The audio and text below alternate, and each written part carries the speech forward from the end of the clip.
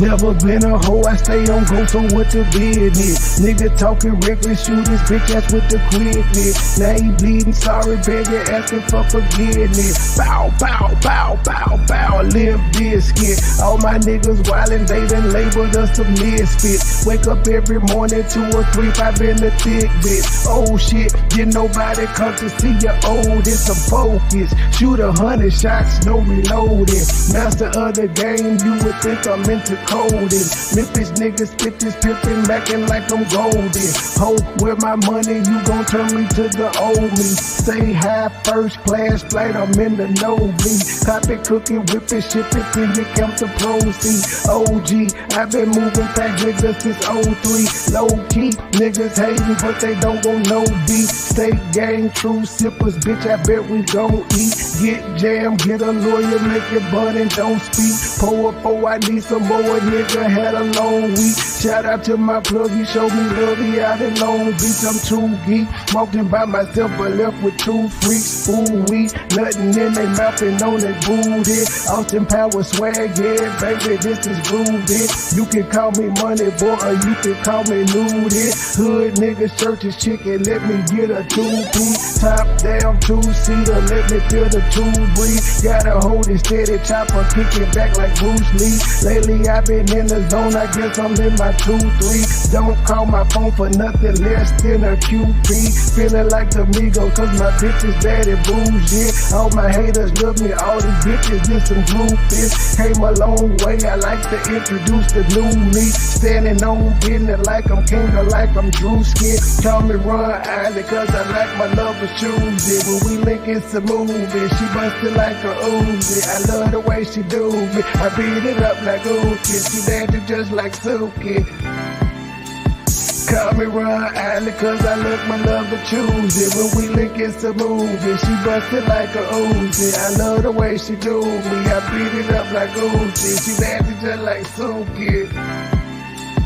Never been a hoe, I stay on go, so what the business? Nigga talking reckless, shoot his bitch ass with the quickness. Now he pleading, sorry, begging, asking for forgiveness. Bow, bow, bow, bow, bow, Limp Biscuit. Never been a hoe, I stay on go, so what the business? Nigga talking reckless, shoot his bitch ass with the quickness. Now he pleading, sorry, begging, asking for forgiveness. Bow, bow, bow, bow, bow, Limp Biscuit. Never been a hoe, I stay on go, so what the business? Nigga talking reckless, shoot his bitch ass with the quickness. Now he pleading, sorry, begging, asking for forgiveness. Bow, bow, bow, bow, bow, Limp Biscuit.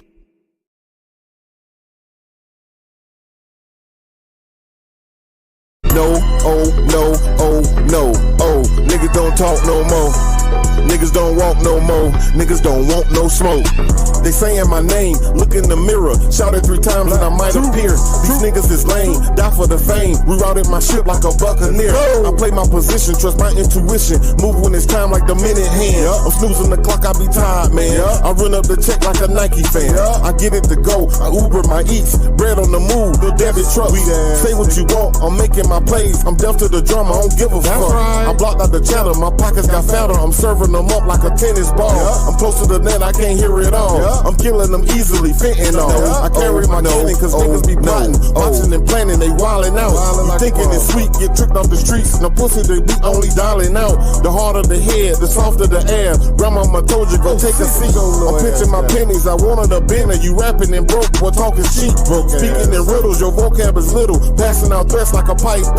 What you saying is cap, tag on your head. Shooting your code with a price gun. They claiming they grown, but ain't got their own. A clone with a phone, pocket down. In all of the movies, the villain gon' die. Him all alone, Joker smile. No, oh, no, oh, no, oh. Nigga don't talk no more. Niggas don't walk no more. Niggas don't joke no more. No, oh, no, oh, oh, no. Niggas don't talk no more. Niggas don't walk no more. Niggas don't want no smoke. No, oh, no, oh, no, oh. Niggas don't talk no more. Niggas don't walk no more. Niggas don't joke no more. No, oh, no, oh, no, oh. Niggas don't talk no more. Niggas don't walk no more. Niggas don't want no smoke. His mama died, he apologized. He's not who he's televised. I tell a lie, just a lie, a lie. His pants on fire, no lie, a lie. Fuck friends, fuck family, fuck niggas, a lot of enemies. He go back and forth with the best of them. Straight drop, he tested them. All my niggas, they gang bang. If you don't see me with them, we insane gang. Number one rule, no hating, man. Niggas mad about donations, man. No. JJ ain't pull up yet. Nike on my feet, he ain't got no check. Pussy ass niggas still living, no smoke. Don't want no more. Certified student, grip the Mac like a pro. Posted up, pocket full of dimes at the store. Mr. Double Up, got nothing for the low. Close out, sell, everything gotta go. Yes, sir, everything gotta go. I used to be cool with a nigga from the south, but he always run his mouth packing just like a hoe. Now what, bitch? Put it all on the floor. Better watch your mouth, cause you know you a hoe. Dressing all black, 3 killers at the door. Make a ghost at the mob, bitch, I really want to smoke. Now what, nigga? You a pussy, you a joke. Setting 4 shots like a nigga with a boat. Dressing all black, 3 killers at the door. Make a ghost at the mob, bitch, I really want to smoke. Stink game. No, nigga don't talk no more. Nigga don't walk no more. Niggas don't joke no more. No, niggas don't talk no more. Niggas don't walk no more. Niggas don't want no smoke. No, niggas don't talk no more. Niggas don't walk no more. Niggas don't joke no more. No, niggas don't talk no more. Niggas don't walk no more. Niggas don't want no smoke.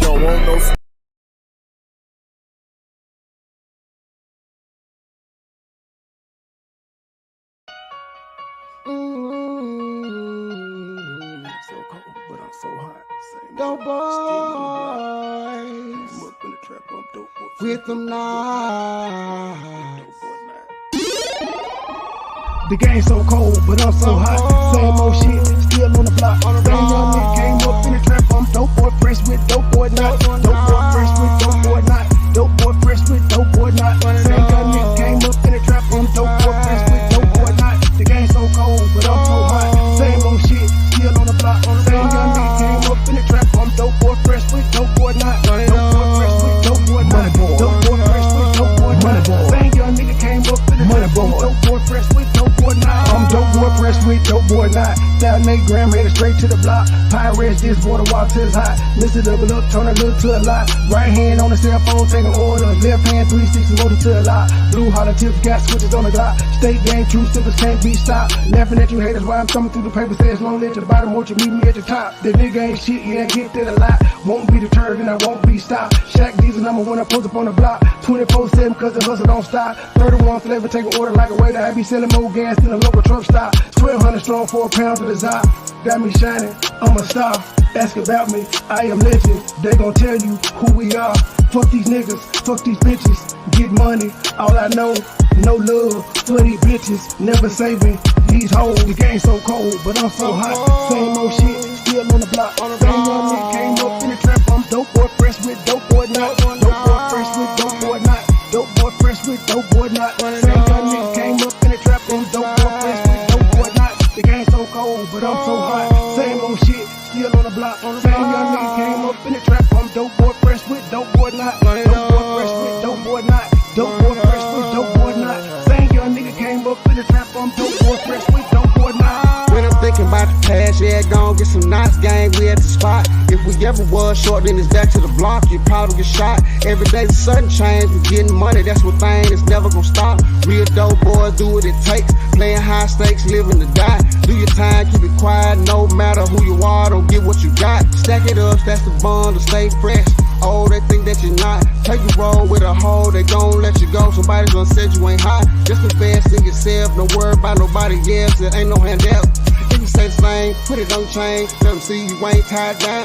Got a couple rain, did a lot of things. I ain't really gon' talk about it. Give me a trade, get you go. She gon' show up and show out. So don't ask me what a dope at, cause you already around. The game so cold, but I'm so hot. Same old shit, still on the block. Same young nigga came up in the trap. I'm dope boy fresh with dope boy not. Dope boy fresh with dope boy not. Dope boy fresh with dope boy not. Same young nigga came up in the trap. I'm dope boy fresh with dope boy not. The game so cold, but I'm so hot. Same old shit, still on the block. Same young nigga came up in the trap. I'm dope boy fresh with dope boy not. Dope boy fresh with dope boy not. Dope boy fresh with dope boy not. Same young nigga came up in the trap. I'm dope boy fresh with dope boy not.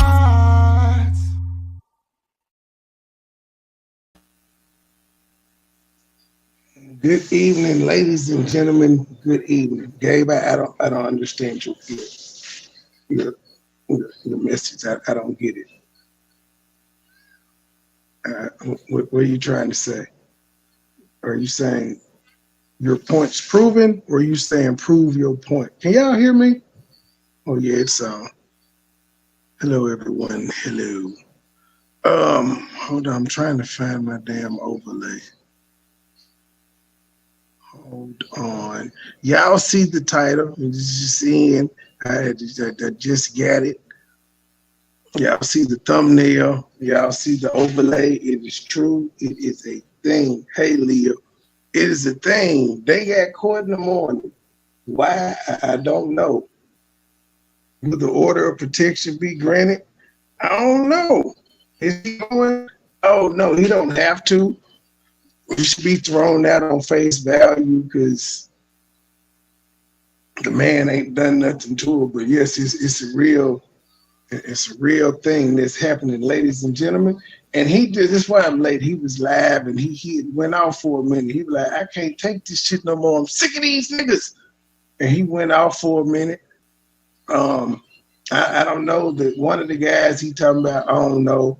I've heard of the other two that's connected with Shouty and dude in OKC.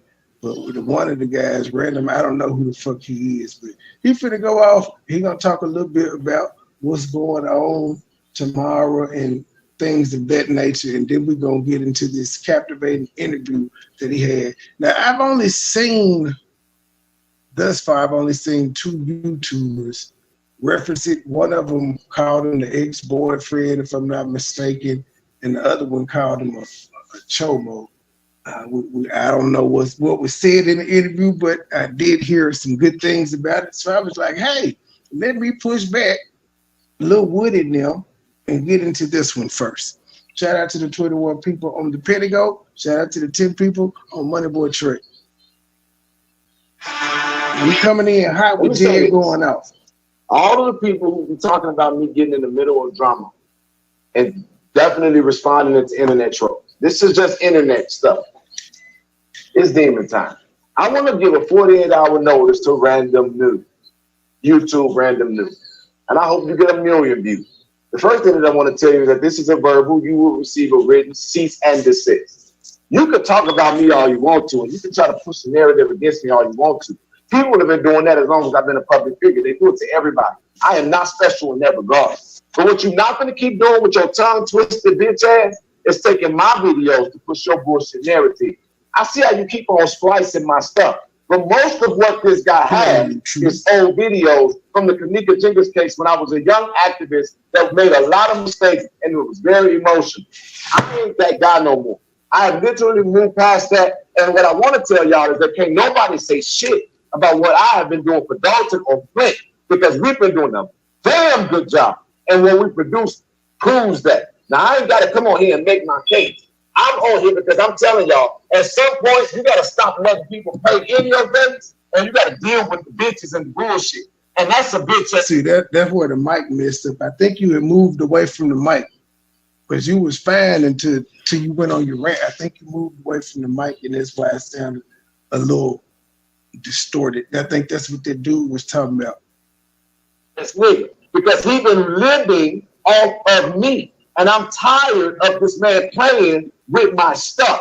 Okay, and this is why it matters, not because of me, but what y'all don't seem to realize is that when people don't know who I am or what the work is that we're doing, they get confused. When people take videos, spice them up, and make a narrative, and that's a shame. But it took all y'all punk mofos to gang up just to try to get on my nerve, and y'all still ain't doing a hell of a good job of it at all. Y'all over there bitching and crying because y'all fat fuck leader, Liddy's, lost his pay. And that's because he don't know what the fuck he doing. He been telling y'all I'm going to jail. He been telling y'all my page gonna get that taken down. And it's his fault that he can't talk about nobody but me, because I'm the one with the big dick.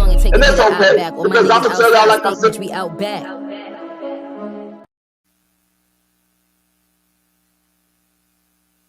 I feel like that's a pause moment. You're just supposed to say pause.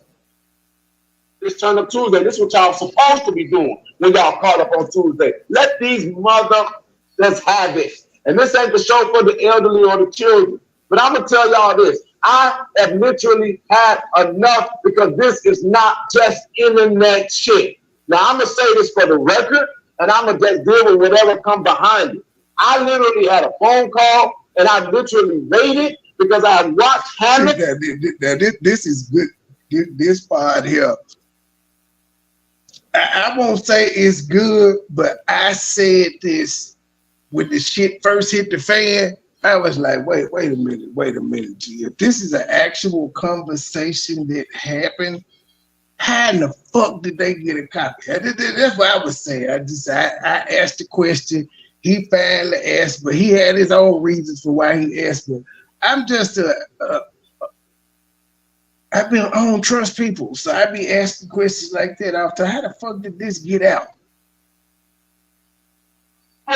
Exposed fraud after fraud after fraud. Now, Hannibal thought that I was a fraud, which I don't know, and I'm not saying that he did, but he could have dealt with that, and he did put me on any video. And I just want to give the disclaimer: I'm just here to report. I'm just breaking the news. You know what I'm saying? I'm not here to start any shit. I'm just here to report.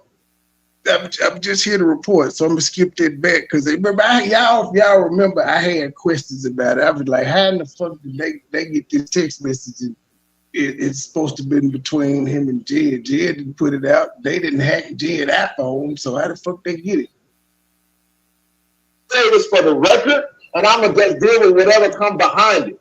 I literally had a phone call, and I literally waited because I had watched Hannibal expose fraud after fraud after fraud. Now, if Hannibal thought that I was a fraud, which I don't know, and I'm not saying that he did, but he could have dealt with that, and he did put me on any video, and I appreciate that, and I thank him for that. But let's just be real here, man to man. You literally was honored because of a show getting 5,000 scrolls trying to literally model after you, and they got a conversation, a part of a conversation that they have used and weaponized against me. Now I'm gonna ask you: are you gonna respond to this at some point or not? Because they got the text messages, and I don't think that they got the capability of hacking no phone. Yeah, just anybody do y'all think that's a bit much to ask? Can you clarify this? You ain't got to explain how the text message got out or none of that, but you could come out and say, yo, he gave me $500. He did in fact give me all the money. That do you think that's a bit much, Truth or Gabe? Anybody in the chat? I don't think that's a bit much to ask. There's something. I need an understanding of how they're showing a legitimate private conversation with somebody that I honor and that I ain't got no beef with. As a man, bro, I literally pay my own money to fly to fucking New York and to give somebody something that probably make. What? You just now heard me? What kind of delay you got going? I heard you, but I wasn't for sure you was calling me in the middle of the commentary. I wasn't for sure. What's up? Yeah, I was talking to you. I said, do you think that's a bit much to ask? Did you hear the situation? We had went through it, but that was a couple of weeks ago. Did you just hear it unfold again? He asked the question. I vaguely remember. Give me a refresher, not a long refresher, just a refresher.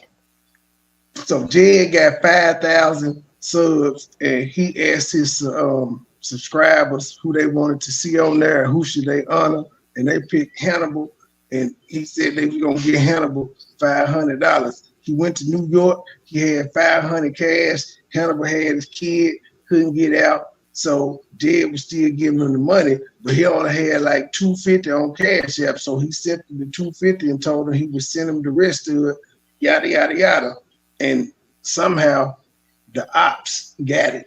They got that message between Jed and Hannibal. And they used it to say Hannibal was scamming and that Jed was scamming. They said he took money from the trustees, was lied and said he was gonna give $500 and only gave $200. And Jed just acknowledged that that was a real conversation between him and Hannibal, and he just asked me, like, are you gonna clear that up? That I gave you all of the money? I think, let me play it back. I think he did say he kind of want to know, but I don't think he want to know how it got out. It's obvious how the text message got out, how they got It's it. obvious He's like, can you at least? people listen. Did he? So Jedediah is saying he actually gave the guy all the money. Yes, the guy hadn't said he didn't get all the money though, unless he said that in the text messages that wasn't privy. We only saw one text message. So it's being said that Jedediah only gave him half the money, and people are out here saying that, and the guy Hannibal hadn't cleared it up. Yes, and this was a couple weeks ago. This damn near a month now. Yes, That's I crazy. said it. Burgundy said it. When she That's went on crazy. her offensive, she called him a scammer and said that they took money from the trustees. He took money from the trustees to give him, and he didn't give him all the money. So they were saying he stole from the trustees. They just tried to make him look really, really bad. That's crazy. And the guy Hannibal ain't saying nothing. No, and I guess Jed just was like, shit, it's been about 3-4 weeks. Like, man, you ain't gonna say nothing. But I was just asking, is that too much to ask for? To at least can you at least tell the people that I gave you all the money? I don't even care how the message got out. No, it's not too much to ask for the mere fact if it's a lie. What you can come and clear it up, and then it's obvious dude had to put the message out, so like he had to get it. Well, I said that when it first happened, because Jed, he was like, nah, I don't think Hannibal ain't got nothing to do with this. But in my commentary, I said, well, shit, how the fuck did they get it? They didn't hack this man. How did you gotta ask? How did it get out? Yeah, I mean it's common. There was some type of conversations having going on to where she was able to just whip that motherfucker out quick and be like, he scammed me. Right. Did Hannibal reach out when he only got $250 instead of $500? It was like, look at this. Right. I don't know, but some type of conversation happened to where she was able to put that at least one message out. She ain't putting it out but that one, but she had that one. And if Jedediah didn't send it to, who else sent it? It's common sense though, right? I mean, I don't get it. Well, that's what I said too, but he finally, I guess it's turn up Tuesday, so he just said, fuck it, I'm finna go and say something. Yeah, I pretty much don't blame him. And they got a conversation, a part of a conversation. Okay, let me skip it all the way He back. did. But he could have dealt with that, and he didn't.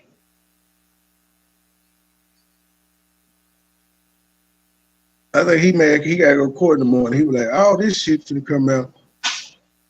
My devices, my shit. I watched Hannibal expose fraud. I take the show for the elderly or the children. But I'm gonna tell y'all this. I have literally had enough, because this is not just internet shit. Now I'm gonna say this for the record, and I'm gonna just deal with whatever come behind it. I literally had a phone call, and I literally waited because I watched Hannibal expose fraud after fraud after fraud.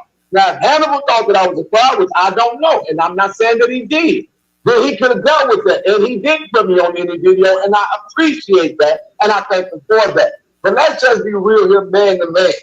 You literally was honored because of a show getting 5,000 scrubs trying to literally model after you, and they got a part of a conversation that they have used and weaponized against me. Now I'm gonna ask you, are you gonna respond to this at some point or not? Because they got the text message, and I don't think that they got the capability of hacking their phones. I need an understanding of how to share a legitimate private conversation with somebody that I honor and that I ain't got no beef with. As a man, bro, I literally pay my own money to fly to fucking New York and to give somebody something that probably make. And we just gotta add, he also got people to do like cameo, shout out to you for doing great work videos. So he reached out to people and had them take their time and do a video shouting him out his way. This was all shit that his fans voted on it, and he thought of the rest. He thought of the way to honor them on his own. And the message got leaked to the ops. Not the TMZ, to the ops. So the ops came out and said, he lying, y'all, he a fraud. He's scamming. He's stealing.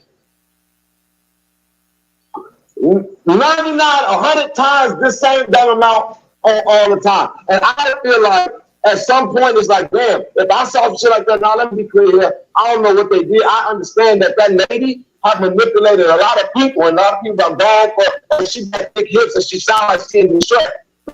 She got thick hips. I ain't seen it. I ain't seen it stand up. When you seen it in person, I haven't. I ain't seen it. I said it. Ever. I have manipulated a lot of people, and a lot of people are gone for, she got thick hips and she sounds like distress. But I never ever. You call her by her first name, Oxy. See, the thing about this is public record. She think because you said her name that you doxed her, even though that's all you called her Lolita. I ain't never doxed her. If I said she live in Indiana, and if I say that they got an address as a county city, that ain't doxed. That's saying that that's the city that she live in. So they're gonna take a whole clip of Sheena when I was younger and I put out an address. I would put all that shit out and I would be fine with it because I know what's legal and what's not illegal. But this is the issue and why it pisses me off.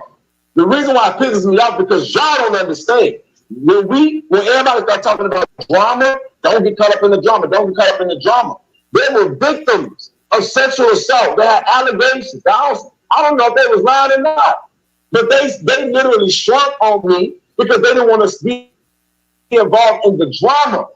And I had to work double time to convince these people that we could protect them and we will not let the information get out and that they should speak up and speak out. And some of them they've been on the sideline for a while. Now they're starting to get their strength back. We just started getting tips again as it relates to what's going on in Dolton. We just started getting tips about what's going on in Flint. But people who don't do research, when they see bullshit, they won't research. They be like, well, wait a minute. Is Jed spamming us? Well, you know how much we're struggling to do all of this stuff?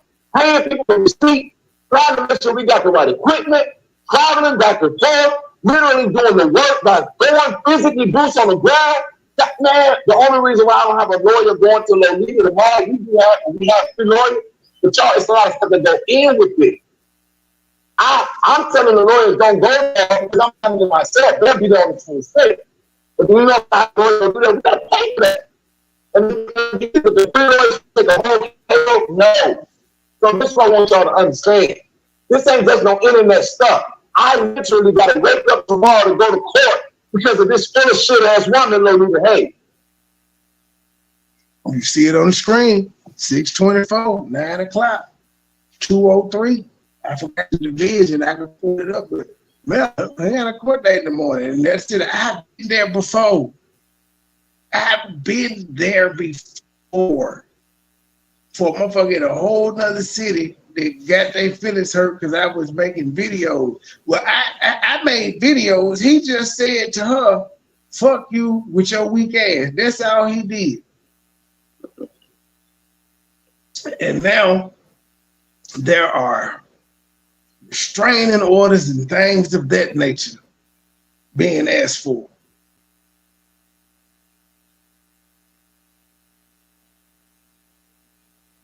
I'm trying to decide.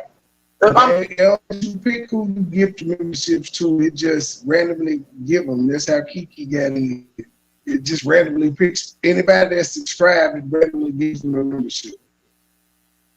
To get on a plane to be there physically, but I already know what they're gonna do. They're gonna push this. I gotta make sure that and you're gonna see what Andrew Holmes did. This ain't internet stuff. They're taking it too far. Damn, Pettigo is whooping MoneyBoy Trey's ass 48-15. Good grief. Catch up. Pettigo been the reigning champ here lately, huh? Petty go in the algorithm because I was off this motherfucker for a month. Yep. I thought I had got back in using the Vertical app for a couple of days, but fuck it, they like Petty go. And you got to keep granted.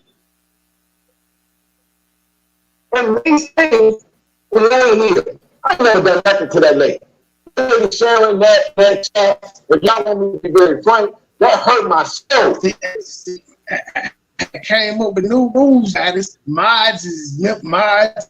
To be considered modship, you have to be a member 3 months or more. And I only have one person that's only been a mod. I mean,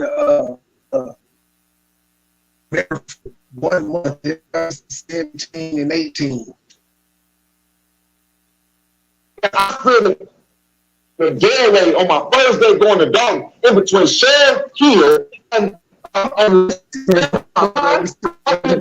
and go through whatever I had to go through for that lady.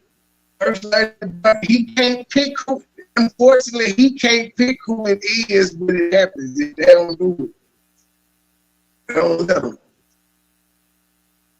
You better run them donations, baby.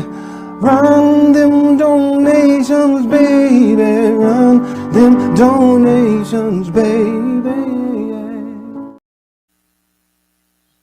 And we saw her grandchild out there crying at that event when they was ejected. I was mad as hell. And every time I came out there to dog, I gave her nothing but the utmost honor and respect. I had a phone conversation with her, and I heard her say, Goddess, you gotta pay your tithes, Goddess. You don't be telling the pastor that, but he want his 10%. I'm just playing. If you send me the complete DVD set of Martin, burn me a copy of that on your burner, and I got you. Listen, I support you and my boys say. That was her exact words. Dave, we don't know who KC77 is. We don't know who Judge Petty is. We don't know who Ron G is. Latrice Watkins, a.k.a. L-Dub or Summer. We don't know any of those people. They just subscribe to the channel, though. But we don't know any of them. You probably will have better luck gifting on the other channel because it'll probably be people that we actually know. But it's a crapshoot. It's like playing roulette. You never know who's going to get picked. I didn't even say nothing because you can love and choose and support and follow who you want to. It would be funny if one of my opsies subscribed and they get gifted a membership. That would be the funniest shit ever. Like, you watching, motherfucker. Man, that was like a stake through the heart. This dude, he talking about why he said, fuck you, Lolita. You're like, damn, I thought we were cool. Thank you, Sister Avanti, $10 coming on the Cash App. Thank you, sister. Next time, make it 20, but thank you for that 10. I know you barely had that. Thank you, sister. What takes for nothing? Fuck with her now. I get it. More power to her. But that was bogus as hell because I couldn't believe, and that's why I'm saying, I ain't gonna put my ass on the line for people who wouldn't give 2 fucks about me if anything happened to me. And then I wrote on there, y'all see she didn't even respond to the Dolton Politics chat. I wrote on there, Lane, what you see and what you go through, what I do to you that make you think that any of this shit could possibly be true. And she ain't said shit since. Now that's a very ain't gonna say nothing. outspoken woman, right? Where the Lane, you crushed me with that as it relates to you. And I promise you, ain't none of them bitches gonna put their ass on the line for you, but I was ready to go to jail for you. Now, I look the other way. Because that stuff is so wrong. And the reason why I'm like this is because it's so wrong. I have helped people who have snaked me. And I'm watching y'all use a lot of that to try to defame me in the present. And it just is not cool. This is not me coming on here to bitch. It's on me to tell y'all something. Random news, you gotta put it on note.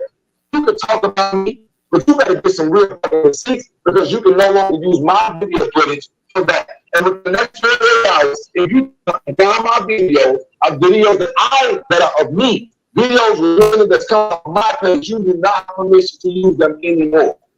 I never gave you a shout out to MoneyBoy, treating my life. Copyright infringement against you, and I'll take your pay. And you got to guess, and that's what I want y'all to get. When they say I tell y'all I'll do it myself. And I'm gonna put a lien on every fucking property you got. Now, I will make sure my lawyers do that. And I want you to get this.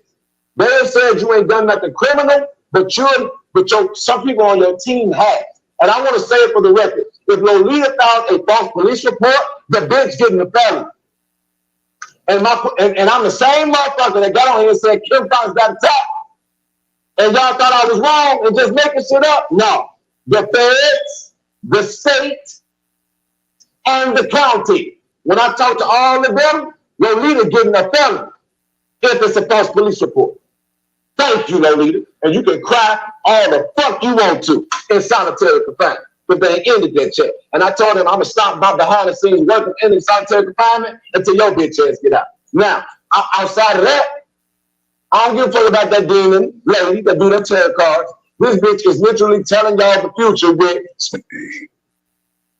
He had something to get off his chest. He went off on. He said, fuck it. I'm letting this shit go. It's Turn Up Tuesdays. You better run them donations, baby. Run them donations, baby. Run them donations, baby. Y'all the future with spades cards. Not spades. Yeah, I'm popping my shit. Because I think y'all forgot that this is in me. I don't play these days. That bitch is telling y'all the future. See, Goddess, you slid in, Goddess. You slid in. It's okay. And if y'all go do the research, this one went to jail for throwing blood on some police officers. Y'all really want to get charged on that shit from somebody that's that fucking crazy and all that. You do that. I'm fine with it. But that's not even a case here because she had that. I was, and again, I swear to God, I don't watch this shit, but people send me this stuff all the time. She tells them, he's talking about we're using him for clout. Good. Your Patreon gets about 30 people. Your page gets about 51 when you talk. Even when you talk about the man himself. And I know I get a motherfucking view. You still ain't cracking more than 1,000. Only thing that's cracking is your motherfucking lips, your ashy ass wide back, and your nappy ass kitchen in the back of your head. That's what's cracking. But this is what I want you to understand. Because they said you ain't done nothing illegal either. I promise you, witch. Said witch. W-I-T-C-H. I promise you. You ain't going no higher than you go. Because you ain't serving the real, true, and living God. You a demon. And I don't care if you talk what you're talking about. You ain't getting no more viewers than you got. Because you are weird as hell. We don't play with that voodoo bullshit. Okay? People ain't listening to what you're talking about because they scared of you. They scared of listening to you when some demon jump off your ass and get into their house through the goddamn screen. And you want to tell them, I taught people in China. Well, take your dumb ass back to China because you ain't getting it in English. Get what I'm trying to tell you, dummy. You telling them you've been on there for how many years and you still ain't cracked 10,000 viewers and I only been on here for 3 months and I'm almost at 10. Y'all ain't ready for this. Y'all need more team players. Critical Smoker and then the dude with the ugly ass truck who be filming, the ugly ass car with the mechanic outfit who be filming the people looking at Chicago reality TV. Y'all better stop looking at Lolita ass and look back into the sky and get you some sense. He is going. Critical, you've been smoking too much. Because this ain't the team to rock with. Now I'm gonna talk my talk because I have had enough. And y'all, okay, and they said, well, you just spoke about Hannibal, because I'm not gonna let y'all keep playing my face. I'm diplomatic with them. But nobody should say you talked about Hannibal because you didn't. You asked, hey, are you gonna continue to let these people believe that I ain't give you the rest of the money? Like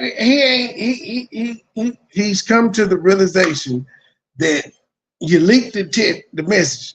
He don't care why you leaked it or none of that. He just saying, can you have these people put some respect on my name?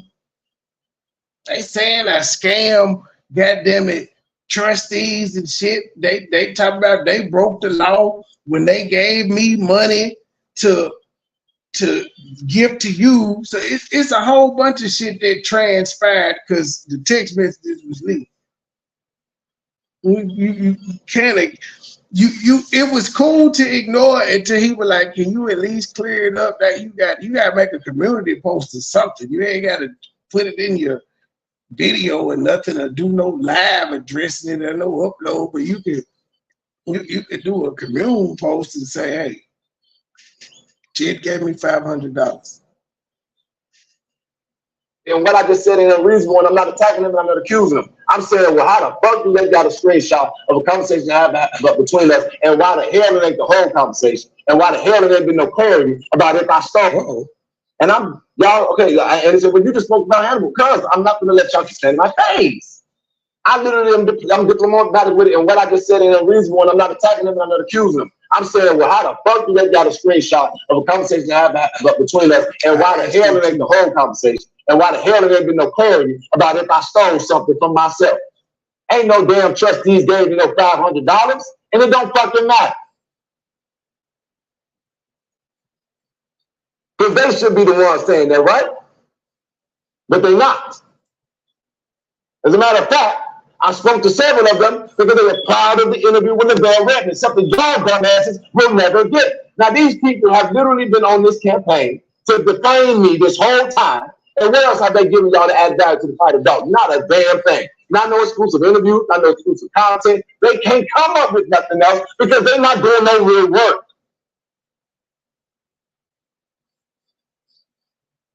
I Critical smoke a big ass. Every time I saw him, I think BBC, I think she may have interviewed Gardens, whoever that is.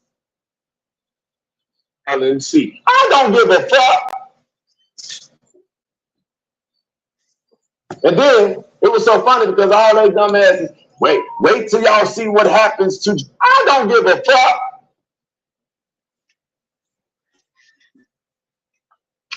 Critical smoke a big ass. Every time I saw him, I'm with LNC. I don't give a fuck. And then it was so funny because all they dumbasses, wait till y'all see what happens to Jedediah. Thank you, Lacey, for standing up. Thank you for giving us the biggest component that we needed in our case against this dumbass. So when the court decided to take his fucking license, when he go back to court August 28th, we're going to be showing them as a part of our evidence the fact that he violated the department policy of not speaking to fucking YouTubers, and he gave y'all some kind of reassurance at the same damn time that the village decided to hire a CERT team, which I knew a week before they even came, literally down here, they hired a CERT team. Lacey's fat ass had to be spending how the fuck do he keep on knowing everything? His dumb ass hired a CERT team. Who was there that the business had to pay for regardless if I showed up or not? I'm sitting at the house laughing while they sitting there all that hot ass gear, and all y'all dumb asses are now mad because y'all have banded together against that delusional bitch Burgundy, and y'all stuck the fuck outside and we got all the angles inside. Oh, okay. Yeah, when I get started, I just go. I gotta go. I've been holding this stuff in for too fucking long, and I'm not gonna play with it because I get stuff sent to me almost all the time. I don't want to hear or see nothing else that these delirious, delusional, hating ass, bitch ass people got to say. I don't want to see no more of it because I do not care. I've given it over to the authorities. I'm gonna do what I gotta do legally. I promise you that, and I'm gonna let them keep on building my case, and that's it.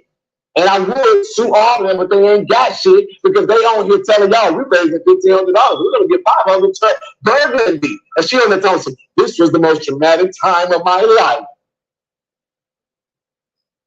We're gonna get $500 for what? Y'all ain't traveled nowhere. Y'all ain't got nobody. Y'all ain't helping nobody. Y'all ain't doing a damn thing for Dolton. Y'all ain't doing a damn thing for none of these people. Y'all ain't putting no events up, organizing nothing. But what you see? That's the scheme there.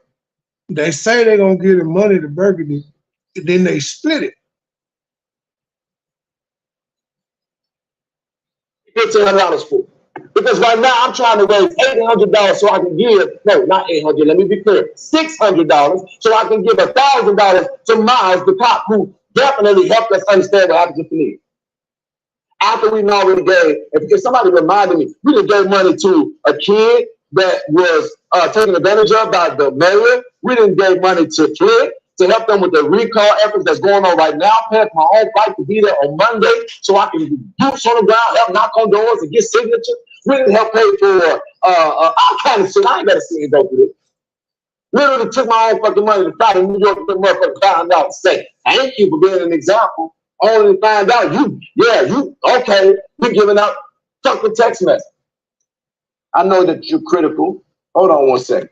Let me see what Paul got to say. I respect Paul. I know that your critical comments made it hard for you to concentrate on keeping your boots on the ground. But all right, y'all. It's still approximately 48 more minutes of him going off like that. That was just the important. The important part was he was saying he got court in the mornings, and so without further ado, we're gonna get into this Lavell Redmond thing. It's just today, critically acclaimed. Neither one of us was actually certified. Oh shit.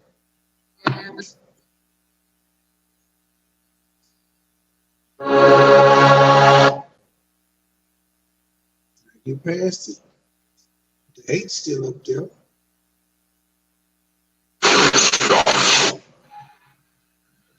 hello, everybody. How you doing? This is your boy Jedediah, aka Black, your host here on Investigate and Advocate. And so tonight I'm very excited because as we have been highly anticipating this conversation today, we're going to have a conversation with Lavell Redmond, who is going to affectionately be known in this conversation as JB. JB, thank you for being here with us today. And as you all see, JB, Red D, that man is sharp. He is sharp from the head on down, the snatching socks, the shirt, and everything else. I'm glad I got me a little sparkle, but it's okay. This host will do better. Now, one of the things, as a matter of fact, we may also change his title. He's going to be the host because he look good. And I'm a seat filler. Just feel like a seat filler. That man is sharp. Y'all.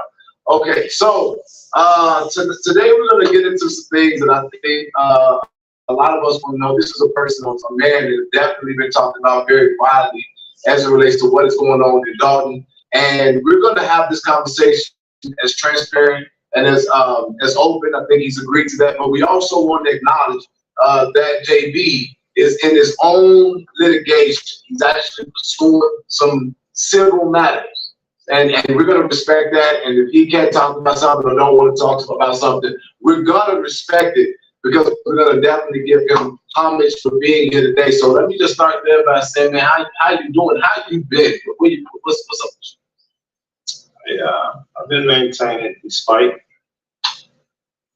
I'm blessed. Yeah, breathing, healthy. So yeah, I would say I'm blessed. Maintain, blessed, love it. I think, do we have footage of the recordings? I'm sorry, y'all know how to be on these shows. We should have got that. Just Lord have mercy, stuff like that. So, code enforcement officer. And I guess I kind of think we should just start there. How was it serving in the village of Dolton as a code enforcement officer? My nerves. Well, I will say, because I'm going to try to be as transparent and as honest as possible, neither one of us was actually certified to serve as code enforcement officers. So I will start there. My job, much like police officers, we are more like beautify officers. So what we do is we make sure people's lawns are cut, nobody has trash in the yard, doors are not broken, people have addresses properly placed on the house as well as on the garage of the house. So I never really got out of the vehicle. I was just a person that drove around people in certain areas, and I would give people, warnings if they had any infractions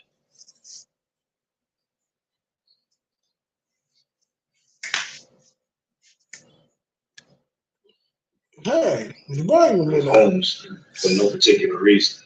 Which is obviously something that's been said a lot. So you didn't go into people's homes. No. You also, I mean, you started off saying that you knew that you were not certified. Is that in hindsight, or did you know at the time that you were not certified to do the job? Well, I learned afterward that we were supposed to be certified. To be very honest with you, I wasn't. I didn't put in for a job in the village at all. I was ushered into the job by Tiffany. It was offered.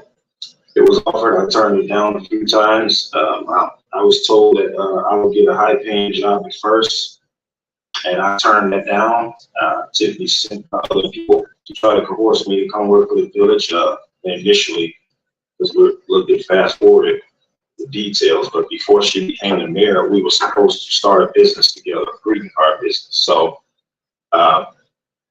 with me, I told her I don't want to work for nobody. We were supposed to sign an LLC together, go into business. She talked to some Italian lawyer she had on the phone. He was on speaker, I heard him. And yeah, we were supposed to start a business together. She was amped up for it. You know, that never happened for other reasons. But when she did handle the transition to him, with Dorothy Brown and other people who she promised all these jobs to, I told her I didn't want to work. In her defense, she did try to offer me a high-paying job, so she said. But I didn't want to take it. So eventually, you know, I did have to put gas in my vehicle. I did have to live and survive. So I humbled myself and I went on to the job. When I got to the village, I didn't know what job it would be. She told me that I wouldn't be micromanaged. You know, I'd be free to just drive and stay out of the way and write tickets. So it sounded appealing to me. Right. You know, and eventually that's when I learned what a code enforcement officer was. So I told her I didn't have a GED. She said she didn't care, just make it look good. And I did that. I just marked whatever, jumped on Google, found out how to put together a resume, did it. She rushed it into the office of HR, and I was hired.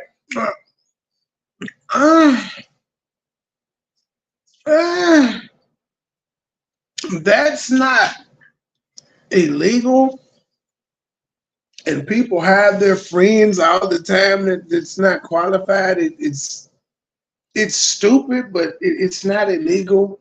Maybe frowned upon, but I don't know. I would hook my partners up with some jobs now. I probably wouldn't put none of their ass over no shit, but I would probably give them some good jobs. Wowza, that was loaded, and I first of all want to definitely acknowledge and appreciate the level of transparency and upfrontedness. For me, I'm new at interviewing, I'm new at having a damn show, and we all know that. But I would say one of the things that I appreciate right now is that it's clear that you can speak for yourself. And while you've seen your name be talked about so much, and you've not spoken for yourself, but you clearly are capable of doing. I can imagine that would be difficult, but I would want to know why. I'm sorry. Why haven't you spoke out before today? You know, I don't want to make this a religious thing, but I am a child of God, so I will say that the Spirit told me to buckle down. I can't tell you that as a man, as a person that was demonized, I did not want to speak out. So I prayed about it. You know, Tiffany's team did a lot to silence me in the wake of me being plastered all over the news. I was hidden in the basement in the village hall. I was protested against. And yes, I wanted to speak out, but I was transfixed on protecting her image. I did not want to do anything that would put a bad light on her. I was very much inspired by her movement as, you know, young Black woman making history.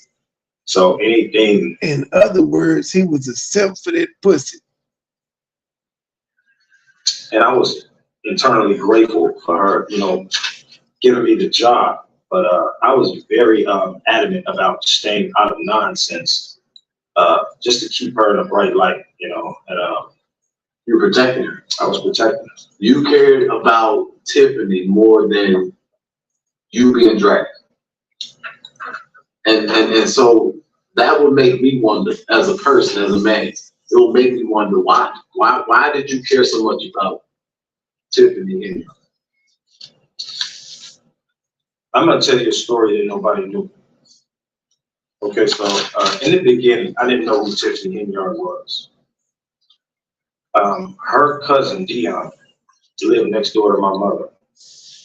And I'm very overprotective of most people in my life, and in particular my mother, like most men should. And I would periodically catch him helping my mother carry groceries up the stairs, and I was very concerned about who he was. So I jumped out of the vehicle. I talked to him. I learned he was a gentleman. It's just his character. It's what he does. He helps old women across the street. That's just what he does. And that was admirable of him. And I befriended him. We talked. I got familiar with him. Learned that he was a guy that was always trying to get into something positive and productive. And that was attractive to me. And he kept telling me, you know, maybe you need to go out to Dolton. My little cousin's running from there out there. I think you can find some opportunity out there. And I was like, I don't do politics. I don't want to do it. So he was actually for months upon her. I didn't know she would trust. I didn't know nothing about her. So eventually he got me by saying there was a party being thrown out there, which he triggered. So he was like, there's a lot of girls out there. It's a nice party. I know you got a woman, but it's going to be a good time. So I went out there. And I went into a campaign office. No party. So he triggered me. You know, He was looking for the hope. Oh, damn. He told you, but he ain't let know it was out there. It was, you just didn't know you were going to have to knock on their door and try to get them to vote for somebody to get to it. He got you, though. He used your thirst against you. the political party? The political party. So, upon me paying attention and surveying my surroundings, Tiffany Hinyard walked up. She walked up to me with these big eyes and this big smile, and her energy was infectious. I couldn't say no to this woman. I don't know what it was, but in hindsight, I see she's very good at imposing her will and her energy on it. But she said, "Did you come out here to help me campaign?" And I looked at Dion, I looked at her, and I could not tell this woman no. So I had a Land Rover at the time. And those who own the Land Rover know it's a gas guzzler. Not to be confused with Range Rover. That's the first cousin, Land Rover. I didn't have no job. I was on hard times. And I worked in and out jobs with temp services, this, that, and the third. So I rolled up and down the blocks of Dolton, passing out literature, putting it in people's doors, and was running out of gas. So I called Dion. And I told him, I said, "Look, you tricked me out here. I need some gas money." So he was like, "Oh, that's not nothing. I can get you some gas money if that's the problem." I said, "No, that's not the problem. The problem is you lied to me and get me out here. There's no party, and I'm going door to door, passing out literature." That's it. So after that, you know, he offered to give me money. I didn't take it, but I made a mental note not to campaign no more. But for some reason, again, when I saw Tiffany again, I could not say no to this woman. Now let me explore this. Not say no. Is it because you thought this is classic simp behavior, ladies and gentlemen? He want that pussy dead. He could not tell that woman no. Even though he was running out of gas, going door to door to pass out her literature. that, okay, this is a woman who could become the next president, her candidacy, I believe in it, I buy in it? Or did you think that she's beautiful? This as a man, a personal feeling? Because not being irresistible, what made her that? I think she's like the one. Well, I would say this. I would say that I wasn't directly attracted to her physically.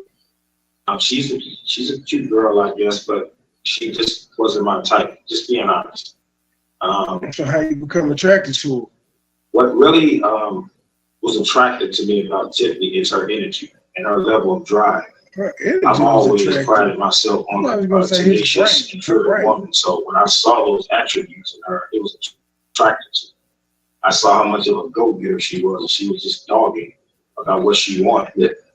And so, to be very honest with you, I was attracted to her cousin, Tamika, who worked in the campaign office. And so, yeah, he was running through the family. As it went on, I realized that Tiffany had sort of a schoolgirl crush on her. But I didn't initially see it. Her father warmed up to me, Rome, and all of us are from the west side of Chicago. Just so you know. He done said the daddy name. Yeah, he hit it. You know the daddy name, the daddy warmed up, he hit. Rome. I grew here in Flew Air Phrase. Tiffany lived on Troy, out west, right on Casey and Roosevelt. And my whole family knows her whole family. Not to throw you under the bus, either. Well, I'm driving. Yeah. So anyhow, I know her whole family. I know her uncles. You know, I know her. She got an uncle named Keith that still lives on Troy, Junkyard. I know her whole family. Damn. And every time I go to the west side, I literally hang on the porch and have a beer or a drink or something. One of her uncles, Keith, he always asks me for cigarettes. So I respect her father, so I'm not going to demonize her. I'm not going to use this platform to ridicule her or tear down. She's done a very good job doing it to herself. But I will say this, you know, they don't have great things to say about her. Yeah, so anyhow, back to the initial point at hand. I learned that she had a crush on me because she had an assistant in the office at the time that had a crush on me. And I won't say her name because I don't know if she wants her name put out in the. But anyhow, she hauled off and kissed me one day. I hugged her, like I do everybody else in the office. And upon releasing her, she pecked me real quick. The assistant kissed me. Okay, yeah. So when she kissed me, naturally my reflex was to jerk back. So I always wanted you. Was it a good kiss? You know, gotta be the suit. I wasn't attracted to her either, so I can't really say that the kiss settled on me well. Anyhow, rumors swirled around the office that me and her had something going on. And I denied it. So Tiffany brought it to me, and when she brought it to me, I thought she was coming to me with the energy of, this is not professional. I don't want this going on in my campaign office, but she came. Don't tell me she came with the jealous girl, Jerry. Are you fucking it, bitch? Oh, this nigga brought all of it. He said, fuck it, I'm finna unpack everything. He is purging himself. Energy that suggested that there was a little jealousy there. But still, I didn't take her serious. She was a vivacious girl. She was always high energetic, always offered people food. So I didn't really zero in on the fact that she was serious. And so one day she pulled me to the side. She was like, "What's this I'm hearing about you and the young lady?" I said, "There's nothing going on between me and her." And she appeared to be a little annoyed, like almost angry. But everybody in the office believed it. So I don't really believe in explaining myself. No, but once I tell you this is not what it is, and you stay transfixed, don't believe, you can believe whatever you want to believe at that point. So anyhow, she called me into a meeting one day. It was full of girls. And she asked me would I ever date a woman because she had power. And at that point, I realized she was talking about herself. So Tiffany's, your quote, would you ever date a woman who has power? Yes. Yes. Wow. And so I told her, no, hey, it's not my power. I don't care about none of that. So I dated girls. So, you know what I mean? And then later on, she wanted me to be her personal detail. So again, I thought she was playing around.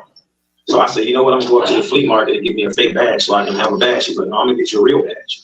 And I was like, okay. I didn't pay attention to it. And then she brought it to me again. And she had somebody that was helping her run her campaign. And I will say his name because I think it's important to do it. His name was Sammy Young. Sammy Young, I began training him and his nephew Tony at the gym, and we all became familiar with each other to the point where we were all like an in-house family in the campaign office. And I told Tiffany at this point, you know, I didn't really want to tell her because I didn't want to unnerve her. I want her to get a feel for my character before I unleash my truths on her. So I told her, I said, listen, I can't be, you know, your personal detail. And prior to that, I had already explained this to Sammy, so he already knew the situation. because Sammy was a superintendent for Cook County Jail for many years, so he was able to research me regardless. And since I was training him, they were paying me weekly to train, personal trainer. I felt the need to tell him who he was training with. This particular day, I told Tiffany I couldn't be, your personal detail. I got a background. And she said, I don't care as long as it ain't no kids. I said, but there is kids involved. I was a child. And so she's like, well, I don't care. That was like, what, 30-some years ago? I said, yeah, it was. So this is interesting because here it is. You're almost describing a person who doesn't understand the weight or seriousness of their office or their city. You're saying I've done things to protect her, and I'm telling her this, and she doesn't care because she wants her will. Is that? I'll be honest with you. And then we'll get back on track with the initial point I was making. Tiffany, in my opinion, no matter how many years we are able and blessed to be around people, we only know of them. We only know what they want us to know. So when I got to know Tiffany, it was a very different version of what you see now. Wow. I know that a lot. She was and the relics and the rumors about dealing with different guys. I didn't see that. So all this stuff that people are saying and echoing, I didn't see 90% of it. And I'm very good at absorbing energy in people and details. So she duped me pretty good, and given the environment that I come from, it's very predatory. Prison, I've always had to be on my people. Hit the cash app, hit the super chat, hit the PayPal, join the membership, buy an album. He's accused. So for her to get one over on me, that was surprising to me. And given her age bracket, you know what I mean? She's relatively young, 41 now. When he was willing to do it, she had to be like 37, 38. And she masked herself very well with a good heart. And I'm the innocent damsel in distress who wants to rise up above, and become the first young black mayor. And I was pulled in to that energy, and I genuinely wanted to see her win. I think she had you wanted to tap it. Incredible opportunity to do things that are insurmountable and great. I think she fumbled God's purpose that he put on her. And I do think that she was anointed to do a purpose for God. I just think that. How many women's energy do you like? You probably have never said that about a woman that you was fucking. But this lady, you was willing to go. You was complaining about running out of gas and being on the campaign trail and being lied to, but you kept doing it because you liked her energy. Not that she was sucking your dick. It was her energy. All right, then. Continue. Like most of us who are gifted or given a purpose by God, we get fumbled. So I do want to get back to track, being on track. But I was trying to do a little bit of building to myself. And so I kind of want to go back to the beginning of the interview. And my question to you was, how was it serving the people? I'm going to be very honest with you. I feel incredibly bad for my role in helping elect her. And I say that because I truly, and I'm sure the trustees that are sitting on the panel did too, everybody genuinely believed that she would do what she said she would do. I think that she completely did a 360 when she got in office. But in answering your question, this nigga there's been nothing good in my life as a child. And I won't use this platform to play victim because I'm not a victim for anyone. But I was never really a wholesome child. And so, Jed dressed like the evil guy on your shoulder that's telling you to do some fuck shit. And I'm leading up to your question. And so when I was young, I was environment driven, meaning that all the vices that go on in slum areas and all that, I succumbed to that. And I became a very bad child. Hung up with the wrong group of kids, all that. The same stories you hear with these boys going right now. I won't throw my parents under the bus, but I will say this if you can understand it. My mother and my father had their own demons. And I'll keep it right there, but when I needed them the most, they were the very best versions of what they were when I needed them the most. It wasn't enough. So I was consumed by the vices in the ghetto. And subsequently, I became a very troubled young man. I yearned to hang out with all the wrong groups. The badder, the worser, the better it was for me. Fast forwarding to your question, what I went through, God put me through in prison, I got completely destroyed and then transmortified and made something different, whether people choose to believe that or not. But the fact is, when I was able to come out to the village and help somebody to do something meaningful, it meant a lot to me. And so when I seen her young, black, she's a woman, I've been accused of these horrible crimes against women. Makes sense now. He was an ex-con. He could sense that she liked him because he said he could tell she had a schoolgirl crush. He leveraged that for him to get a job because he was an ex-con for some very serious charges, if I'm not mistaken, and he wasn't gonna get no job like that without. I see it. I get it. I be combing through the bullshit though. Y'all know jailhouse niggas are very convincing. They pen pals and all that shit. They will woo you quicker than a Nigerian nigga from Abuja. I just felt it was an opportunity for me to give the best version of me. And so I wanted to help her, and I did everything I could to help her. I was out on the streets of Dolton 2, 3 in the morning, passing out literature about Riley being a white beater and all this nonsense I don't know nothing about. I flipped a lot of votes because I fashioned myself being a person that's well-spoken when I need to be. I flipped a lot of votes. A lot of people did not want her to be the mayor. I don't think she understands that. Karen Johnson did the same thing. I talked to so many presidents. This is a textbook example of what niggas would do for that pussy. He thought he was gonna be the first man. He did. He wanted to be the first man. You see, y'all gotta go to Jed's video and look. It's called Interview with Lavell Redmond. Y'all see he got on the pimp suit. He thought he was gonna be the first man. He was gonna be around that bitch fresh. That was just completely transfixed on not wanting to see her face as a mayor. He dressed like the First Baptist Missionary Church of Zion pastor, the deacon. No, and that's a fact. But I talked to him when I was a code enforcement officer. I would talk to him. You know, they were very adamant about her getting out of that office when she got recalled. I talked to a lot of them, give her another chance. She's young, she's still developing spiritually and obviously mentally. But yeah, so in answering your question, it was a chance for me to. Boy, you better have fucked all this shit you done went through. You better have fucked. That's all I'm saying. Like we is 26 minutes and 33 seconds in there. Have you smelled up panties at this point?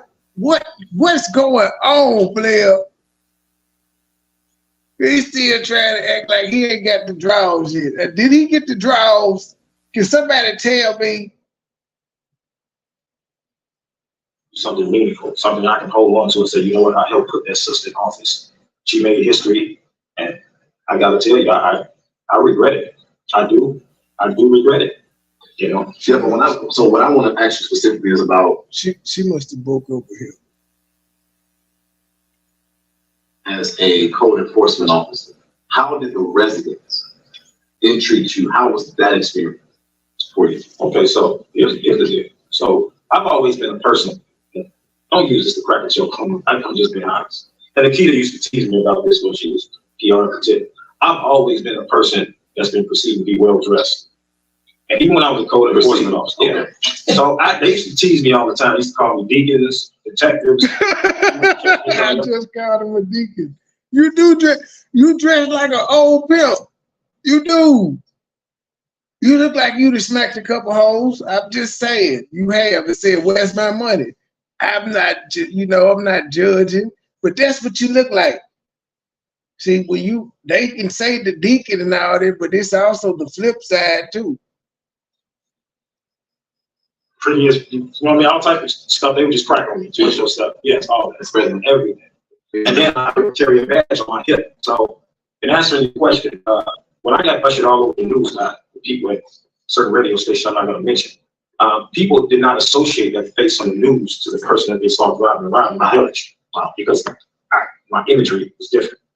And then I was well spoken. I respected everybody. You know what I mean? People respected me, so people just could not believe that I was the face that was being plastered. Stop the cap. You was saying, bitch, you better have my money for these code enforcements.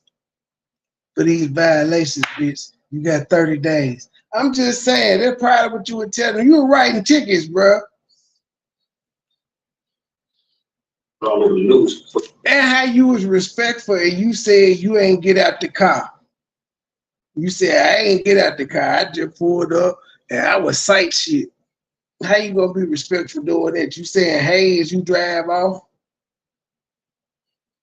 Certain crime. Even when they did find out who I was, a lot of people, you know, when they got the details, because a lot of people just ran with the news. Some people did their actual research. They Googled me, they learned I was a child, other children, and older adult, and they understood. Because a lot of people, I mean, let's face it, we don't want this racist thing. We Black, you know, we all have nephews in prison, uncles, fathers. A lot of us understand the story about being sucked into the vices on the street. No, we don't. And subsequently getting sucked in by the judicial system. I refute that notion that we all have somebody in jail. I refute it. We ain't had nobody in jail in like 20 years, sir. You gotta stop. And I was no exception to that. You know, when I was a child, I was probably borderline retarded, and we don't use a better word. I was slow to develop. And so were the boys around me, you know, in their defense. In hindsight, you know, I'm almost 50 years old.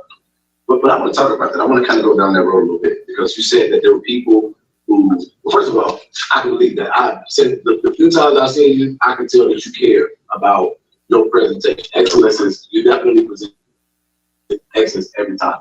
But I want to kind of go into some of that, because and this is based off the information we've had, the other things we talked about. You said there were those that went and did research. So in 1991, you was accused, or it was found that you were committed a sexual assault with a weapon and sentenced at the age of 17 to 50 years in prison. So this is what happened. I won't get into too much detail. Like I told you, I'm writing a book eventually. So when I went to prison, and this gets me a little upset, just the details of what they're doing in the judicial system. When I went to prison, none of us knew anything about jail or laws or attorneys or anything that has anything to do with jail. When you're a teenager, you completely dumbfounded because you're ignorant to it, you know. And I was 15 years old when I went to jail. When you commit a certain kind of crime, when you're involved in a certain kind of crime, they charge you as an adult.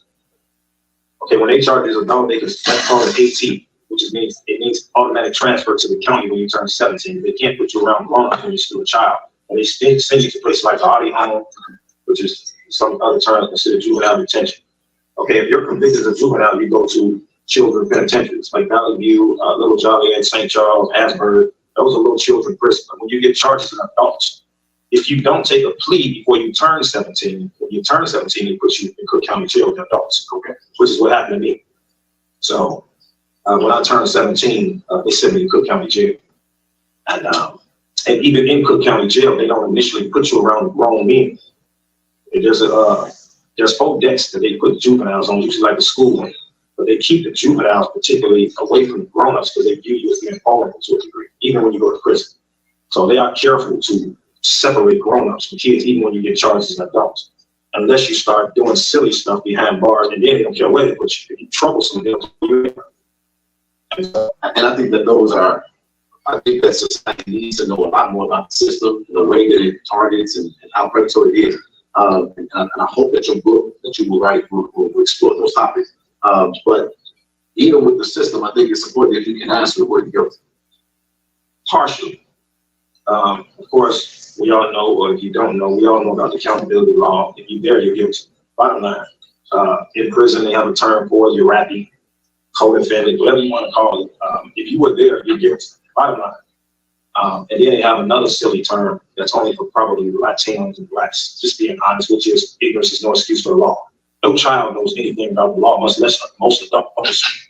So when you go into the judicial system, if you don't have an attorney, you are going to jail. You are going to prison. I don't care who you are. You have to understand, public defenders work for the state. They don't work for you. They get paid whether you get found guilty or innocent. And likely, they are definitely not going to do any labor or any paperwork to try to justify your innocence. So you are going to prison. Well, to be fair, all lawyers, unless they're personal injury attorneys, they get paid whether you go to jail or not. If you pay for a private attorney, if you go to jail, he still got paid. If he gets you off, he still got paid. Prosecutor, same way. They get you convicted, they get paid. If they don't, they still get paid. You don't have a lawyer. I don't care who you are. And you're going to get a lot of time. So what the state basically does, in my case, so people can understand the totality of why I took the plea of guilty, is this is probably the most important thing you need to know about what they do to our boys and little girls. So, where were your parents? It would be one question I would ask. But then I would also know, all us niggas grew up playing cops and robbers. At some points, you can't escape the innocence of it. We played cops and robbers. And all us knew the Miranda rights for some odd reason. We knew how to read niggas their rights. You had a right to an attorney and all of those things. Even you know what you meant, you repeated it, you heard it. So as a teen that would register, teens can go to jail too. So that's not an excuse. They can break laws. They can underage drink, they can steal cars, they can rob, they can aggravate assault, they can burglarize. They can do all types of shit.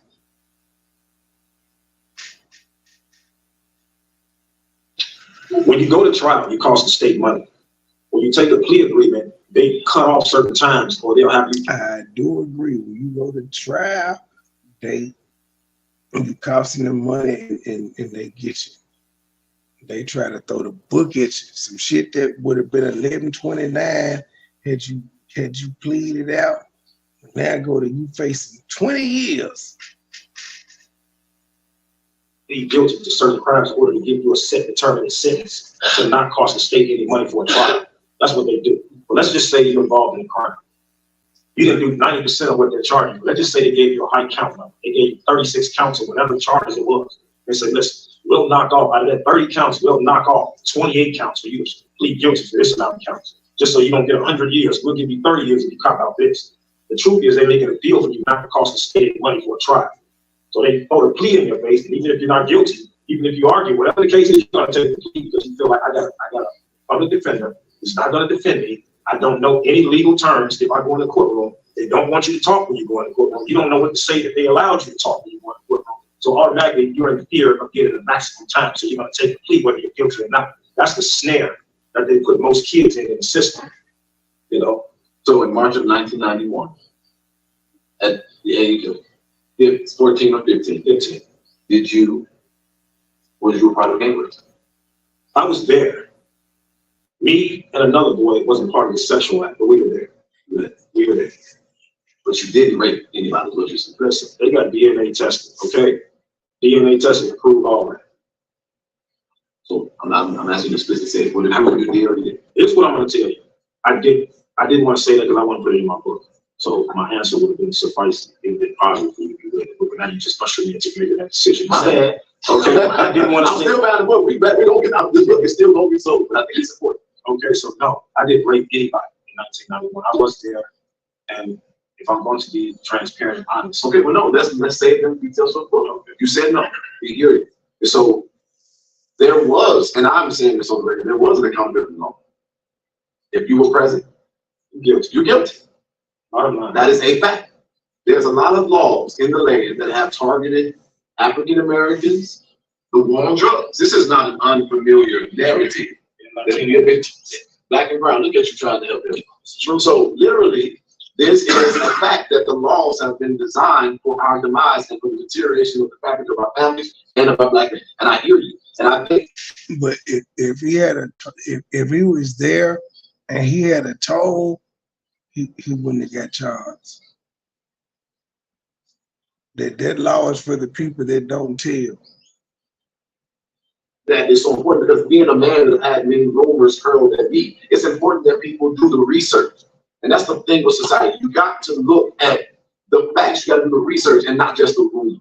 So I'm going to take what you said and I'm going to continue to research it and literally say to you that I cannot imagine being from 15 to actually having a role that you didn't necessarily ask for, but that you're trying to do it to the best of your ability, now being painted across America as this mentor. How did that feel and how did you get through that? I don't want to sound cocky. So let me be very frank, but also very modest in my answer to that. When he plastered me all over the news, Tiffany's PR told me it was coming. I knew it was coming. She knew it was coming. So when it happened, I was expecting it, but I walked to work the next day with a briefcase and a suit on and asked anybody up in there, did they want coffee, just like I did any other day. So people were concerned about me because a lot of people respect me. Some people were baffled because they just didn't expect that. They didn't know what to believe. I will say this, Carmen Carlise, I will say she was the only person that came in the mailroom and checked up on my well-being and said, you know, how are you doing? And I appreciate her for that. Even though I'm sure she's been charged with a lot of other stuff since then, but I don't know nothing about that. But she was the only person in Village Hall that came and checked up on me. Carmen Callis, who was the trustee at Dolton Township, who now started to actually take a bigger stand in this administration. So let me ask you this question: when this news that's coming, when it's understood this is coming, because I want to understand the inner workings of the administration. And Tip, does she protect you or does she drop? You know, my answer to this may raffle a few feathers. Well, shit, he the former inspector, so she dropped his ass. Be very honest. Tiffany, I'll say this. I don't want to be some character. Tiffany just, she's just a person that's marked by having a weak mind. And I'll say that because she initially wanted to keep and hang on to me. And when she introduced me to Keith Freeman for the first time, I told her he was a weasel. I told her he wasn't no good. And she was so, she thought she found the holy grail of protection or something. I don't know what it was. But anyhow, I told her he was no good.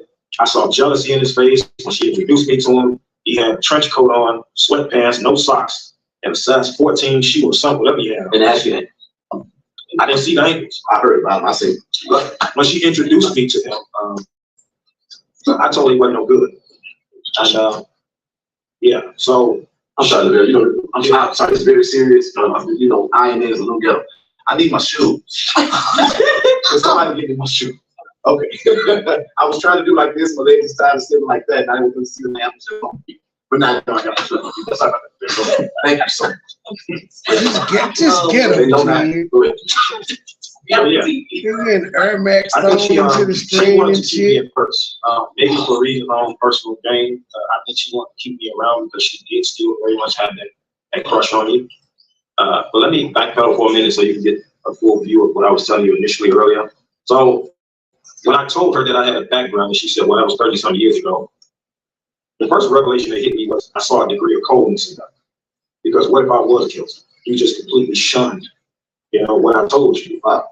You know what I mean? So Sammy Young told her at the time, he said, listen, Tiffany, he says, as a mayor, you can't hire him as your personal detail. He said, but what you can do is you can send him to a security firm and you can hire him as your personal bodyguard outside of the village of Dolton South. And so she said, okay, well, send him to a security firm. So Sammy made means to help me with that. And she initially will say, what's the word people fondly using when they're guilty? Or they know the truth, but they don't want to say allegedly.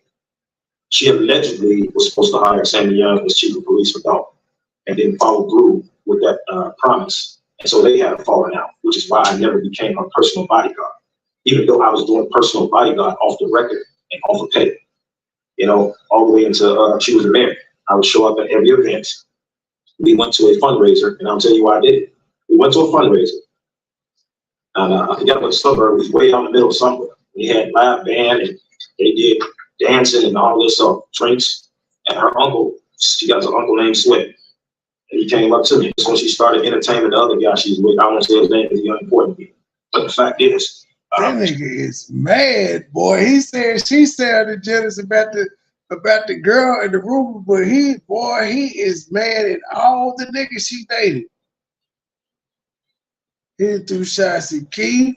He talked about the other nigga. Oh, he unimportant to me, but he said Keith's name. He is mad at she must have broke up with this nigga. he was entertaining him at the time.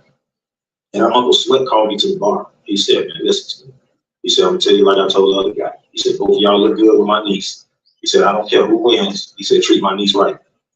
He said, you ain't gotta tell me that. I'm gonna do that regardless. But at every event, I showed up to do security work for him because he told me to make a promise. This nigga was reenacting the bodyguard for real. He thought he was Kevin Costner. Never let nothing happen to my niece. And I told her, I promise you, under my watch, nothing will happen to her. And I meant that. Everywhere she was, I made a mental note to be there. Whether she forgot to call me there or whether she requested, I was there. And people did they would not have played with her in my presence. So I'll just leave it at that. So if I could just have a moment of clarity here, did you win? This nigga is trying to sell a book. Tell me, girl. Well, here's the deal. I laughed inside mentally. I'm not trying to be a comedian. Oh, the good lost. No, I'll tell you what. I heard some YouTuber.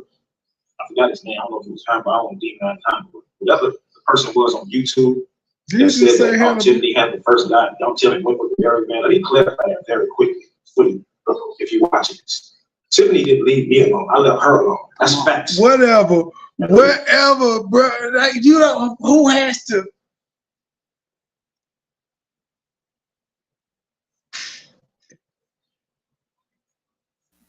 As a grown man, it doesn't matter who broke up with who. We could tell what happened by how the person is acting after the breakup, who's jilted, who got broke up with. You ain't gotta say it. Everybody can see this shit. You didn't have to come out and say, I broke up with her, partner. No need. We see how you is dissing all the niggas. And you jilted that you said, I think you said she got scary or something when the media reports came out. They told you, but you said she got scary, she got weak. You lost your job and you lost your pussy. You bitter. It's okay. It's all right, but I call cap. I believe you was campaigning and all that stuff because you saw the power move. You said she asked you, could you date a woman that got power? You said no, but you just telling us how you broke up with her. So apparently you could, because you were campaigning for her, so she was going for power when you met her. But you couldn't get one. This is all cap.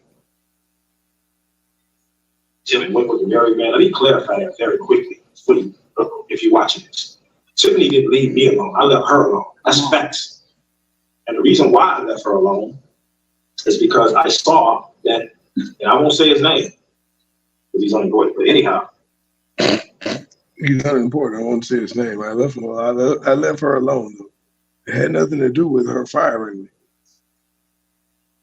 I saw that she was. I was her personal security, so but I broke up with her. There you go with the imitation. I was off the book. The truth, I was off the books getting the money, and so I broke up with her. Stop it. She was the only one that would hire me with my charges, but I broke up with her. Because I had ethics and morals. Yeah. And this nigga had the nerve. Wait a minute. Now, I am not a Tiffany supporter, a defender, or any of that, but when I hear bullshit, I gotta hear bullshit. So this nigga said somebody that was gonna give him a second chance that actually could give him a job, when he told her the charges, she said, well, that was 30 years ago. And he said, he turned a side eye to her. He gave her a side eye to red flag, the nigga with the charge. I'm going to give her the side eye because what if I was guilty? Nigga, she accepts the fact that you went to jail and you took a plea deal and you served out your sentence. So in her eyes, you are guilty. But she said, that was in 91, that was 30 years ago. You ain't no repeat offender. And you say you give her the side eye? Somebody that took a chance on you. All right, then. And you deal with him and deal with me. So one day I was in high bar. Way to get this nigga to talk to you. Good job. started smoking real You bad. ain't really said much though, Jed. This nigga just he likes to hear himself talk. I think he's a narcissist. I think he is. That word is banned over And I here. That was- word is banned. Banned. Okay, well, I think he a nigga. I think he a lying ass nigga. How about that?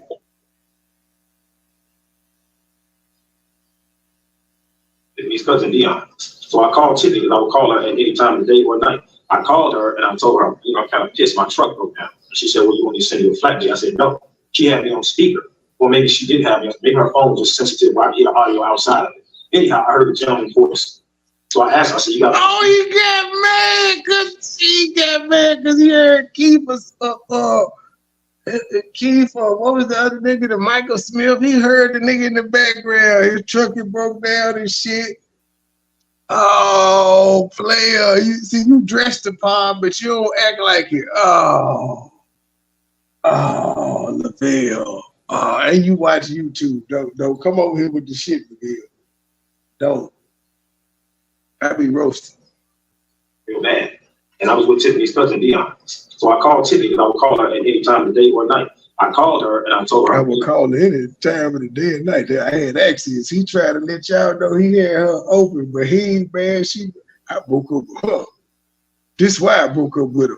Because, you know, my truck had broke down and I had called her and she was like, you want me to send you something? And I was like, no, I'm good. And then I heard that nigga in the background. And I couldn't take it no more. I pissed, my truck broke down. And she said, well, you want me to send you a flat fee? I said, no. She had me on speaker. Or maybe she did have me. Maybe her phone was just sensitive where I hear the audio outside of it. Anyhow, I heard the gentleman's voice. So I asked her, I said, you got me on speaker? She was like, no, you ain't on speaker. I said, who was that you with? And she was like, no, this just the gentleman's name. I said, okay. So she was like, and I had a habit of calling her baby. That was just my word. It came out naturally, my baby. You could never date a woman in power, but you call her babe.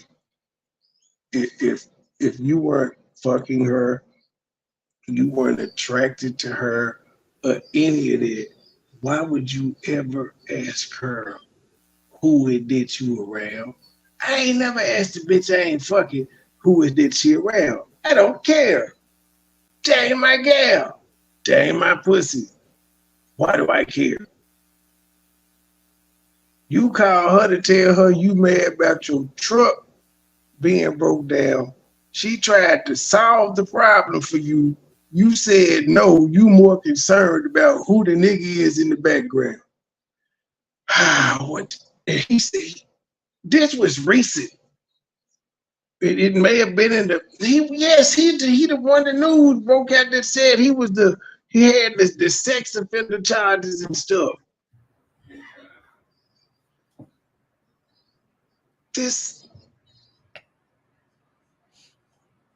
He mad. Hey, so she, you know, I'm not an idiot. I protected her. I see that she obviously was lying to this dude too and saying that me and her were just cool or friends. I was just a bodyguard, big, swole, muscular body. I see what she was doing. Oh, no, true. Is this nigga soft or not? Is this nigga soft or not? Why you gotta be soft? I see what she was doing. She was trying to tell that we weren't doing that. I thought you said you couldn't see yourself with a woman who had power. Now you said you helped her get voted in. People didn't want to, and you was with her through the recall and all that. Oh, he voted in all right. But you could see yourself with a woman with power, but you jealous as a motherfucker, right? He tender. Jed, who is that?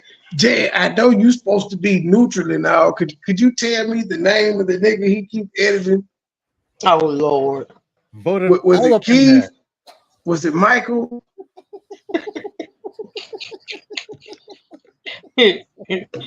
Was it Kamal? Who was Don't it? try to act like you ain't never acted like that. Don't do that. Don't try to act like you ain't been there done In my 20s, that's why I said this nigga, he talking about his recent. He said he almost 50. Tiffany ain't been in power but 4 years as far as mayor in Thornton Township. And she got him his job as the mayor as the inspector. So this shit is in the fast 5 years, and this nigga tender like that, and he's still in his feelings about it. Nigga, you supposed to come in and talk about the corruption, not how she hurt your feelings, how she was telling the other nigga that you were just a bodyguard. Your feelings is hurt, G. Damn. The DOTTS's ain't connected. What the DOT? It's a Dolton joke, Truth. You wasn't around. Oh, okay. All right. I respect that. Lord, I stole that from the dude in OKC. That's what he told me. Oh, don't do that. Don't do that. That's what he told me. I didn't know where he got the hat from and the shirt and why he was. You mean the work uniform? Yeah, all of that. You mean the work uniform? Yeah, all of that. All right, this is a tender dick nigga. Pause. He tender as hell. I mean, he dressed like a player though. You wouldn't expect him to be this soft. Don't be the ones. Don't be the ones. Don't be the ones. This nigga got on the Steve Harvey suit and he crying like this. So that background fine. Well, thank you. It don't look right with. I guess you have to have 5 people or more for it to show everything else like it's doing. Yeah. Subscribe and all that. It's been blocked. She, I'm not an idiot. I protected her. I see that she obviously was lying to this dude too and saying that me and her were just cooler friends. Why you protect her though? Why? You let the man take your gal, and you was the bodyguard. How the bodyguard let another nigga take his gal? That is really, really weird. Bodyguard, the big, small, muscular body. I see what she was doing because I see he was getting probably a little insecure because she was on the phone with me and I called her baby. So she made a note to clean that up. He was like, hey, JB, I was just telling him you call me baby, we just cool like that. And so I seen that she wanted me to help her out right then. So I played it all well. I was like, yeah. Did she say JD? That's my homegirl, I call her baby all the time. I call my mom baby. But in my head, I'm like, okay, she told me that she was only friends with this guy. So she friends with all of y'all. She tells this guy she's only friends with me too. So let me clear this up very quickly. I'm gonna tell you why I left Tiffany alone. And that's the second time you done told us why you left Tiffany alone. It's because you heard her talking to the other nigga. You thought you was special. And this is very true because I was very loyal to Tiffany to the point where I probably would have ended up back in prison for her.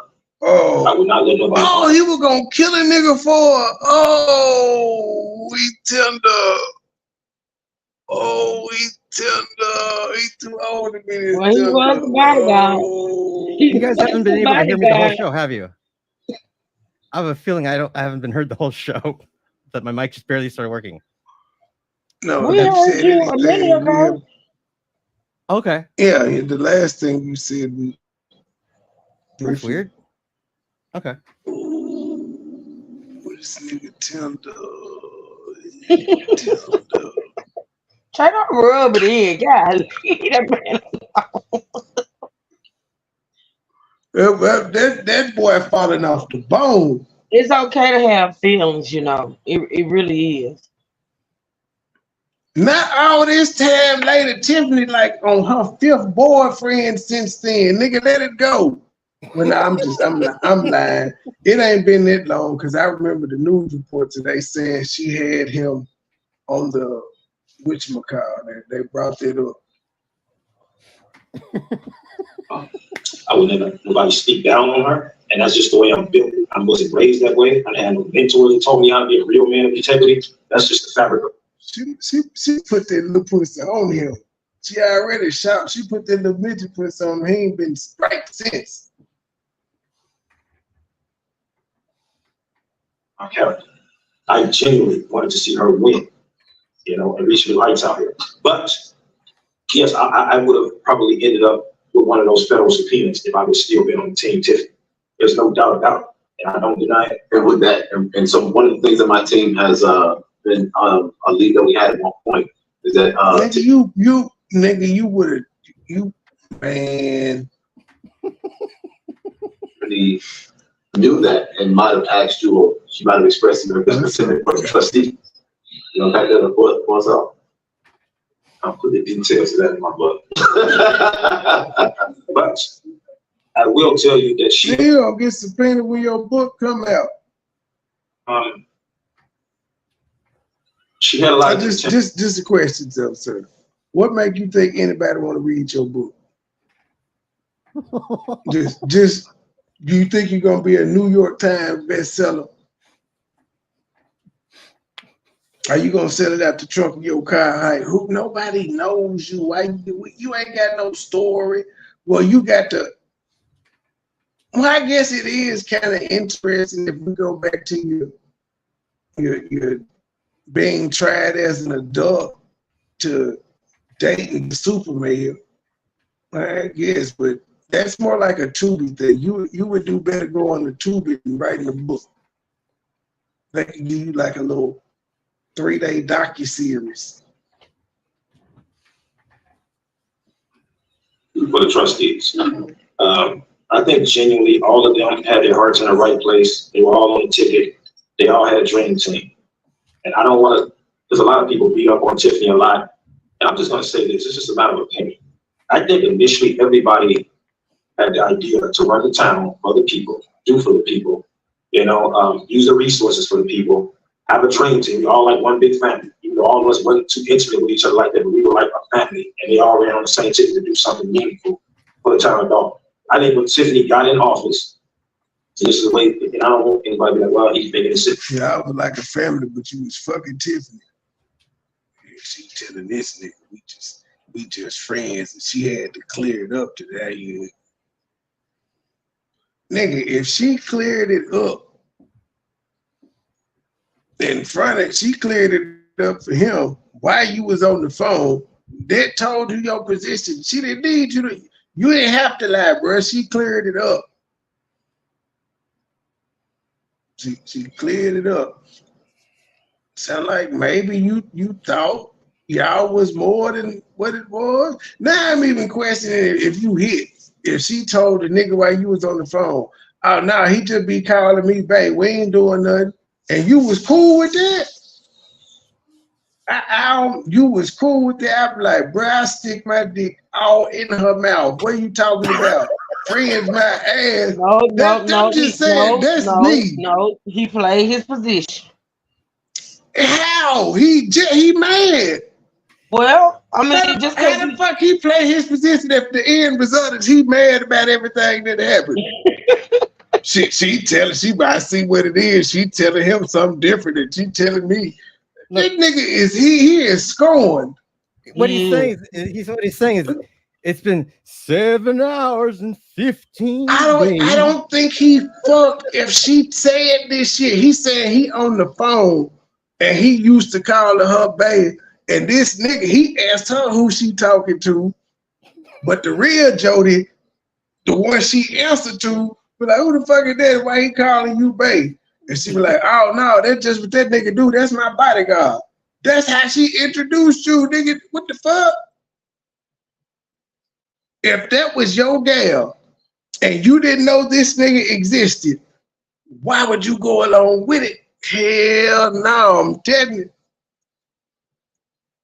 I'm like, bro, I got this eye gal, she on tape. I'm telling you. I guess I'm different. Yeah, you said I call her weak-minded because she. Look what he doing now. I would rather be petted to the nigga on the phone, letting him know I'm fucking his bitch, than to be on an interview right now all these years later. But you know what I'm saying? And I call her, you know what I'm saying? I call her because my truck fucked up and she asked me, do I want you to sit? And I said, no. And then I'm hearing something like it's on speaker and I hear this nigga in the background talking. I'm like, who you with?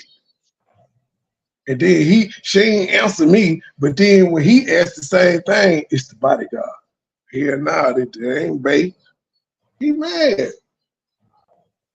He should be. He acknowledged Keith. I ain't see the ankles, but you know I heard about it. He tender Dick Lavell. Pause. Literally allow power and money to corrupt her almost immediately. And so I say weak man because money is only going to enhance what you were already.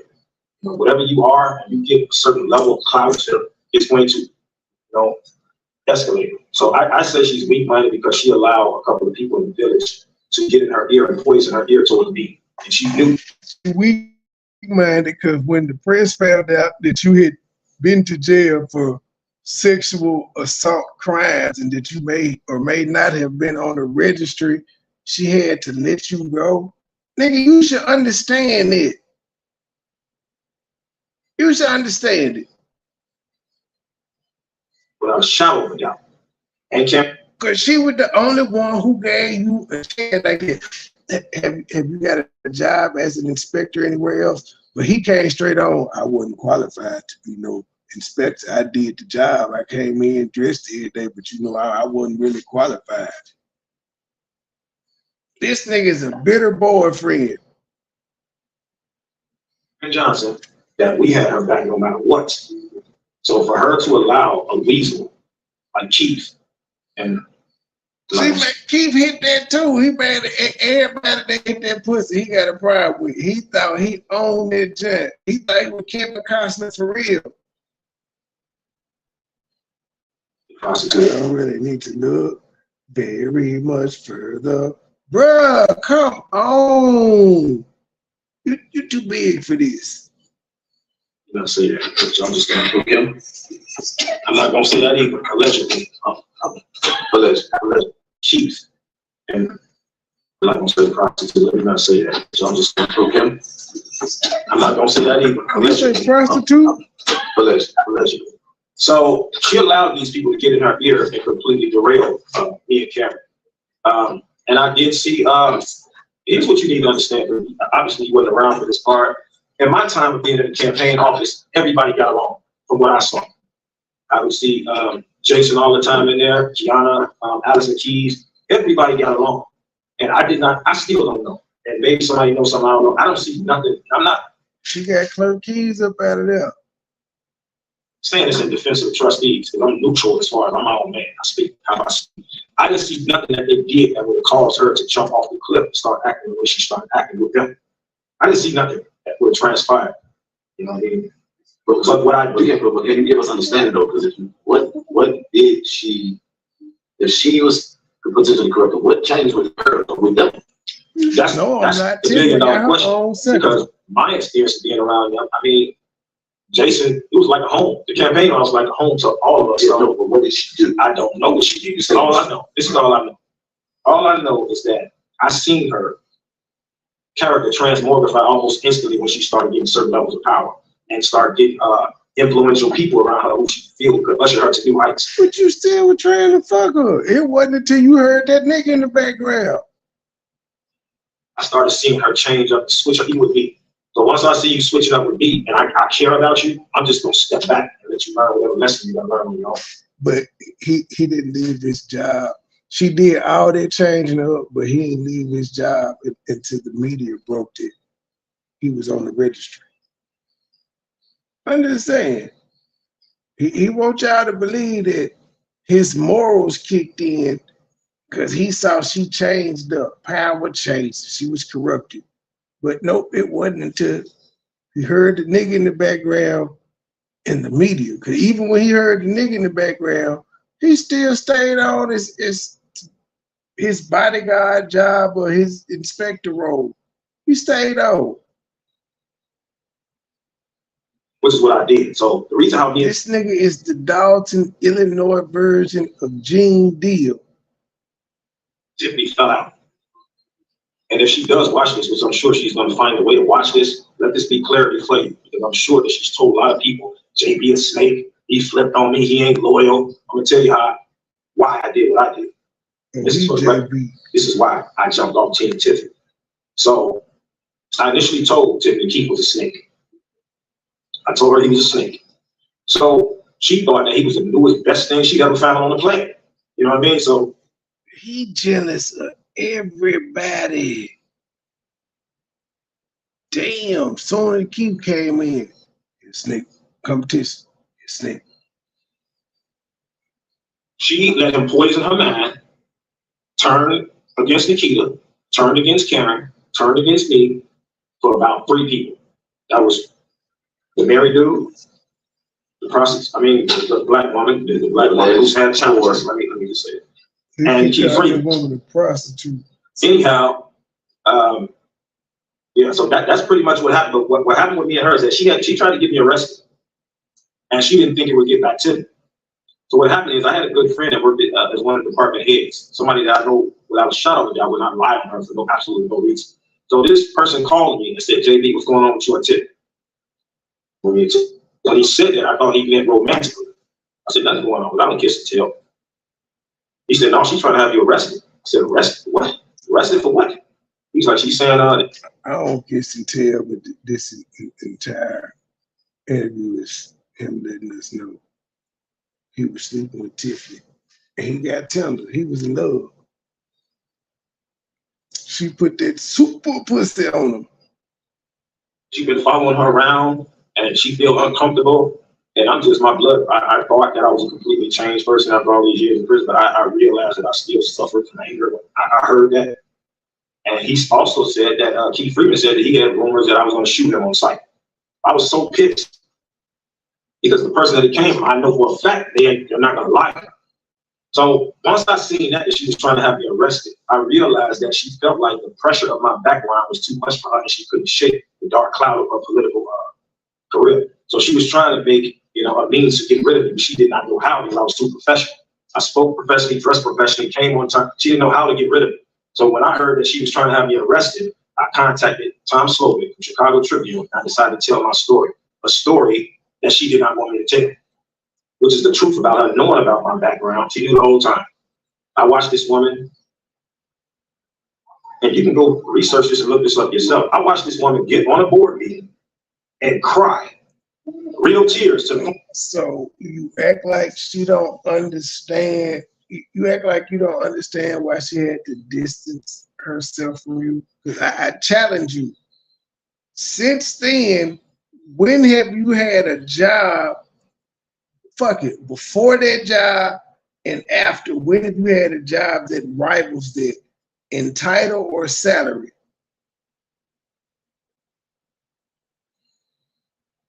I knew she was lying, but she still almost convinced me.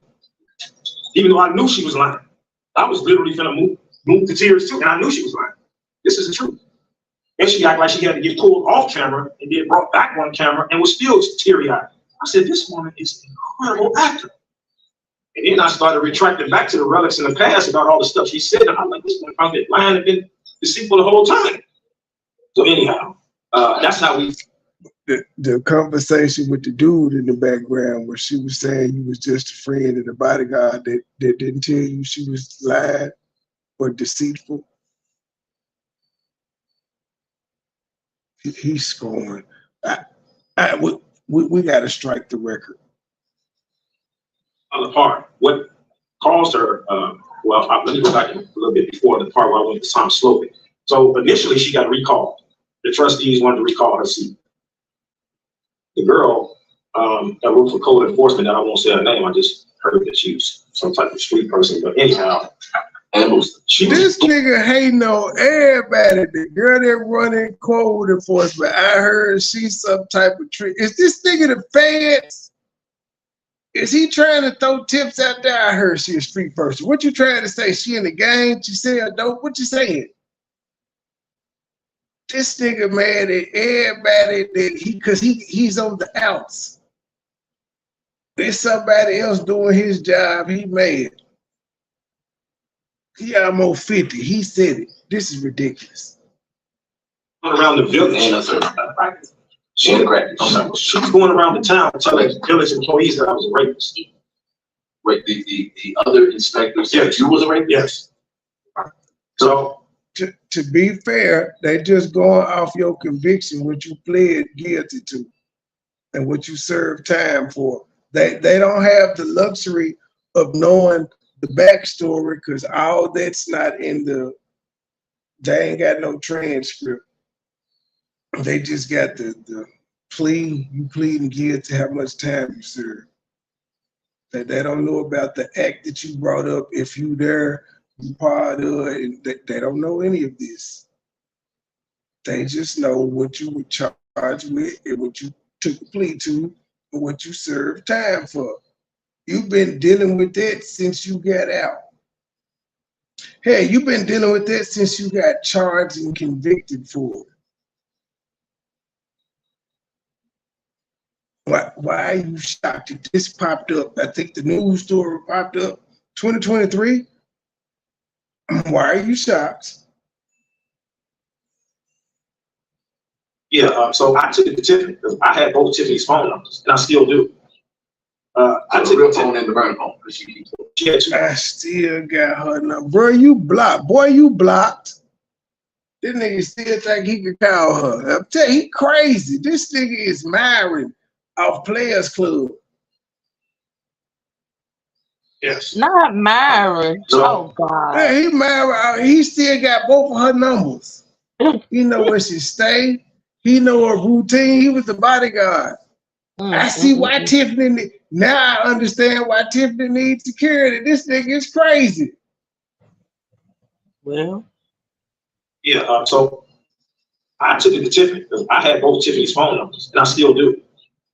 I I took took it the to phone and the burn phone because she keeps. she had two cell phone numbers, two iPhone numbers, and she kept on her all the time. I had both those numbers, and I would call her any time of the day for any reason.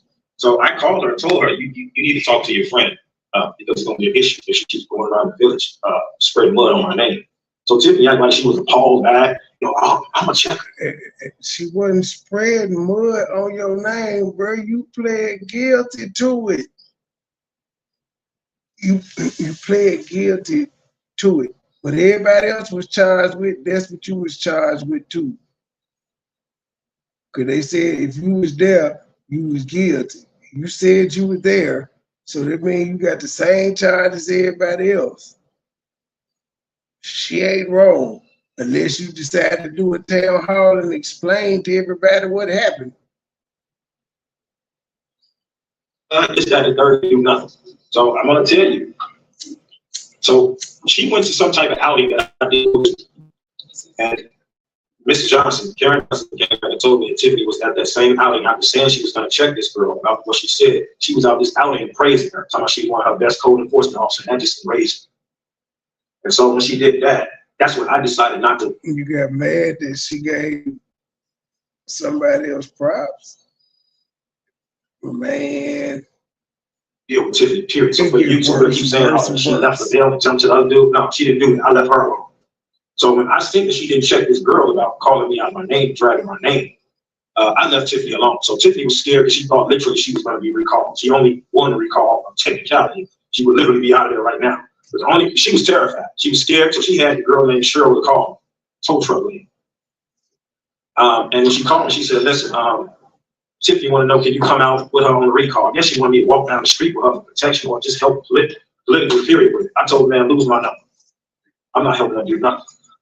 And after that, when I would come through Village Hall, Tiffany would be there. She would give me these puppy dog eyes, like, is this what we on now? And I just walked past like she didn't exist. I left her alone effectively when I seen that she didn't check the girl. And stood on it about dragging my name in the book because I literally would not let nobody say nothing about Tiffany. You couldn't say nothing about her in my presence, and people knew that. What the fuck do you want her to say? Nigga, when you said you told her your background, she said, well, that was 30 years ago. What do you want her to say? They could Google your name and see what the fuck you was locked up for.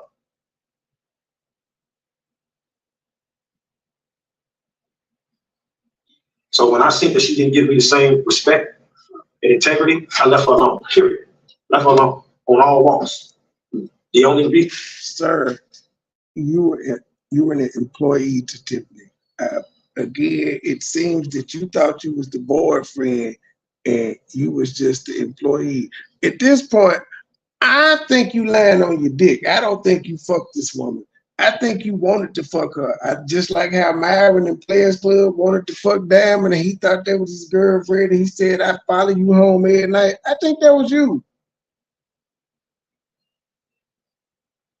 She gave you the job and all that shit. She gave you 2 jobs. She gave you security and then she gave you, she took you out the security detail so you could get the fuck away from her. That's why she made you the code enforcer.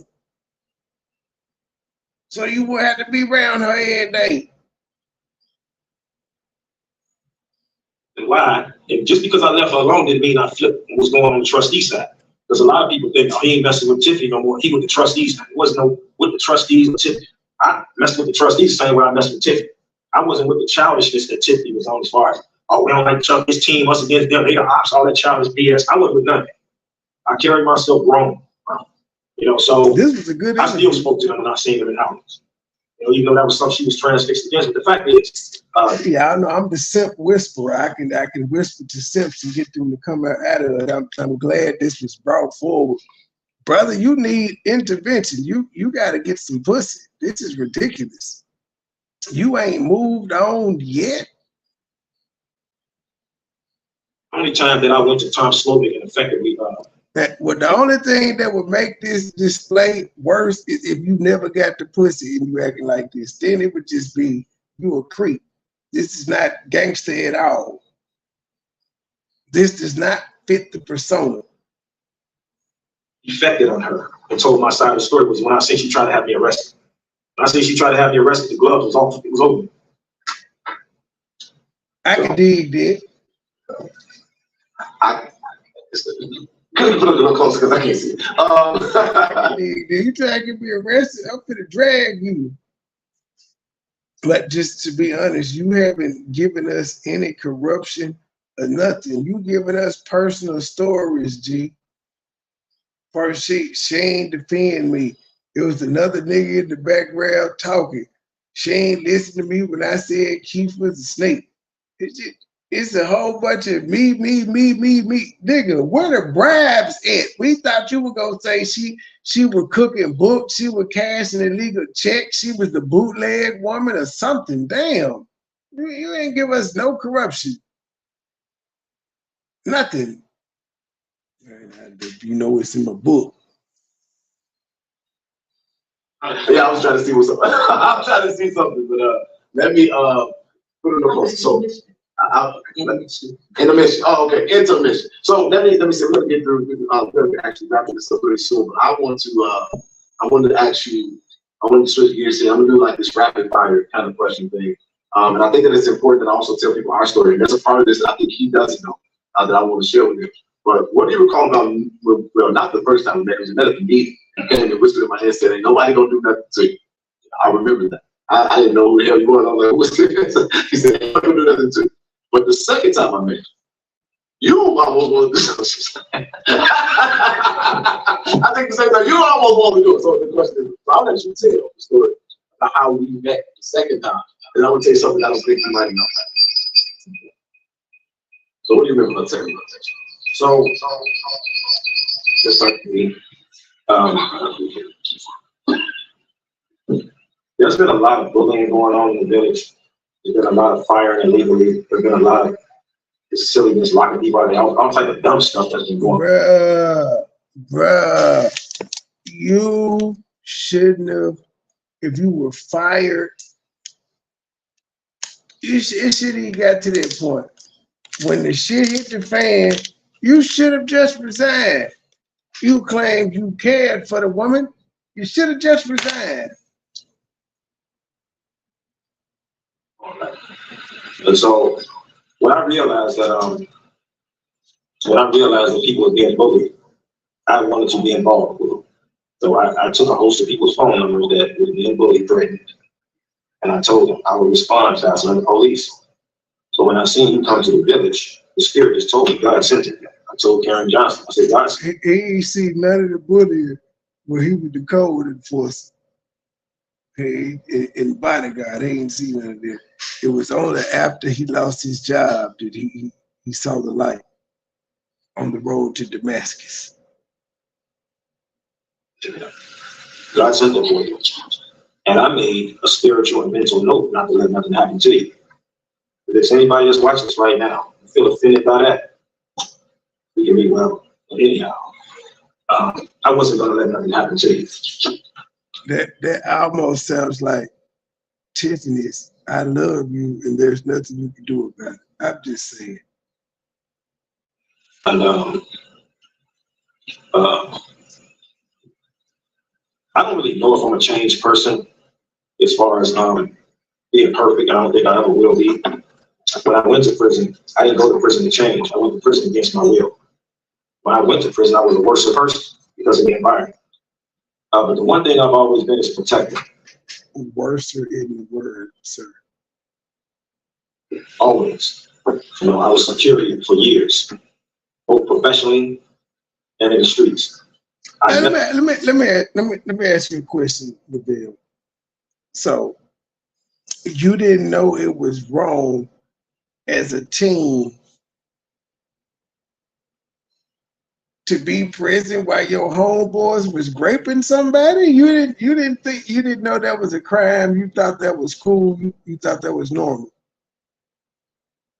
I'm just because I heard you put onus on the public defender. You ain't even say the police. You said the public defender don't work for you and he trying to get you. But guess what though? You can have a public defender and tell that motherfucker you going to trial. If you don't take a plea, your public defender ain't got no choice but to take it to trial. And also you're citing you as a teen. Where the fuck was the adult in your life? Anybody to oversee this? Did they not have an adult there when they questioned you? You went straight to the public defender, but you got failed at the household level because there was nobody there advocating for you. To say, "Oh, y'all can't, no, don't talk to him without me." Whole bunch of shit. And you didn't get and this wasn't the judicial system ain't that quick. You didn't get a plea a week after you got locked up. But you still got to go back to because you admitted you were there. You was at the scene of the crime. You thought that was normal. What did you watch? I want to elaborate it. I ain't got time. I'm not reading the book. Did you watch? What were you playing? The Atari? It's so many questions. I like bullying. You know what I mean? So I was bullied as a child until I became a bully of bullies. They give you And I challenges. seen you come here, and I think that you became a looming threat to certain people. And I think that people could easily probably have something done to you. I wanted to be involved fully with that, and still do. Just not, as a matter of fact speaking, I still do. A lot of people who I've been seeing, demonized, like Lacey. Personally, Lacey has never done nothing to me. I heard other people say what they said about him, causing billions of dollars. That's some people. He's always been respectful to me. I don't know what reason. Maybe it's because the way I carry myself. Maybe someone told him something. He's always respectful to me. But the day that I saw you on video, and I saw him, and I saw the other guy, I thought that was live. I literally told Karen, like, "Where's the location?" The other guy, he made come on. Hold up. She'll tell you that. But I realized it was already pre-recorded. This nigga I did not want nothing to happen to you. Or anybody else that got to it. Cassandra, anybody. It wasn't pre-recorded. That shit was happening live, G. Even to be the ops. I'm the king op. I'm the king of it. Don't play with nobody in the village, period. I'm not going nowhere, period. But I want to, and I think that's, and I appreciate that, and I'm glad to hear that. We didn't really get to connect as much as it sounds like we could have, should have. but you did express those things to me, and I really want you to wholeheartedly appreciate it. What I'm talking about is my team had received this supposed. You got up out there, code enforcement officer. Tip, in our investigation, that Tiffany had went into a restaurant in Indiana. That she, Gino's in Indiana, and it was our understanding that she had met with somebody who they said had the silhouette or they looked like you. You know, you didn't know this. And so what the tip was that she had hired you because you're down on your luck to take me out. And so I didn't know Lavell, and I didn't know if it was true or not. But what I did was I started looking for Lavell, JB. I started looking for JB. So me and my team went and we started knocking on doors in the middle of the dark. Where you at? You looking for me? You trying to take me out? And out of the blue, you popped up. Everybody said they didn't see you. I don't know. Some people like you out there because everybody said they didn't know where you was nothing about. But you popped up. You literally, from what I understand, got out of work, came where I was. Now, what do you remember after that? Well, I pull up a little rambunctious. You know what I mean? Here's the deal. Okay, with these big words, boy. People niggas never talk to you. Rambunctious. I don't even know that story. Yeah, so I'll tell you how that when it was finally unveiled to me that I was supposed to be something with Indiana with Tiffany, that it was repulsive to me. I'm gonna be honest. Did you know about that part? I did not know until you told me. Okay. So let me say this for the record. I don't want nobody thinking I hate them. I don't hate Tiffany. I don't approve of the fakeness. I don't approve of the bullying. I don't approve of the backstabbing. I don't listen. Everything I said came true about Tiffany. Everything I said would happen to her happened in a nutshell. Back out the back. I said our whole team would flip on it because God don't like ugly. I'm a child of God. You can't play with me. Oh, here we go. And I'm sure Jedediah is a child of God too. So all the attacks. Bruh, you was a child of God when you took a plea deal and you swear on your mama that you innocent. Although I still gotta ask, you said it's DNA, you ain't touching.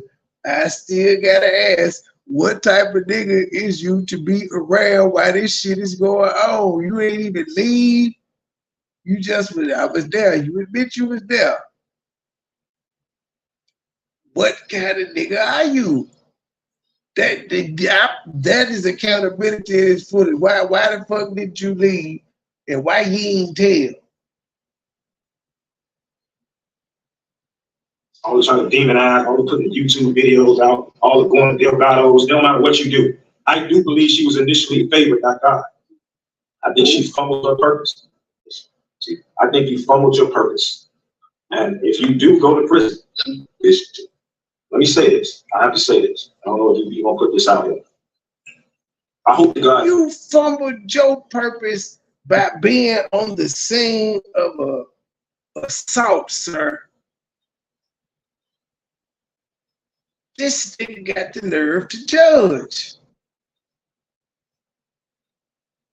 You don't go to prison. I know that it's going to offend some people because they much rather see you there because of all the nastiness you've been doing. He want her to go to prison because he did a prison bid. Chaos and catastrophe. I hope you do not go to prison simply because. Oh, okay. I'm glad he said it. And if God sends you there, He's not going to send you there to punish you. He's going to send you there to get your attention. When I tell you, God will break you into pieces to get your attention. That's exactly what's going to happen to you. You're going to end up in this. The humans sending them there to punish. Regardless of if God sent them there to punish, but the humans, there's still punishment involved. Whatever. This is above my pay grade.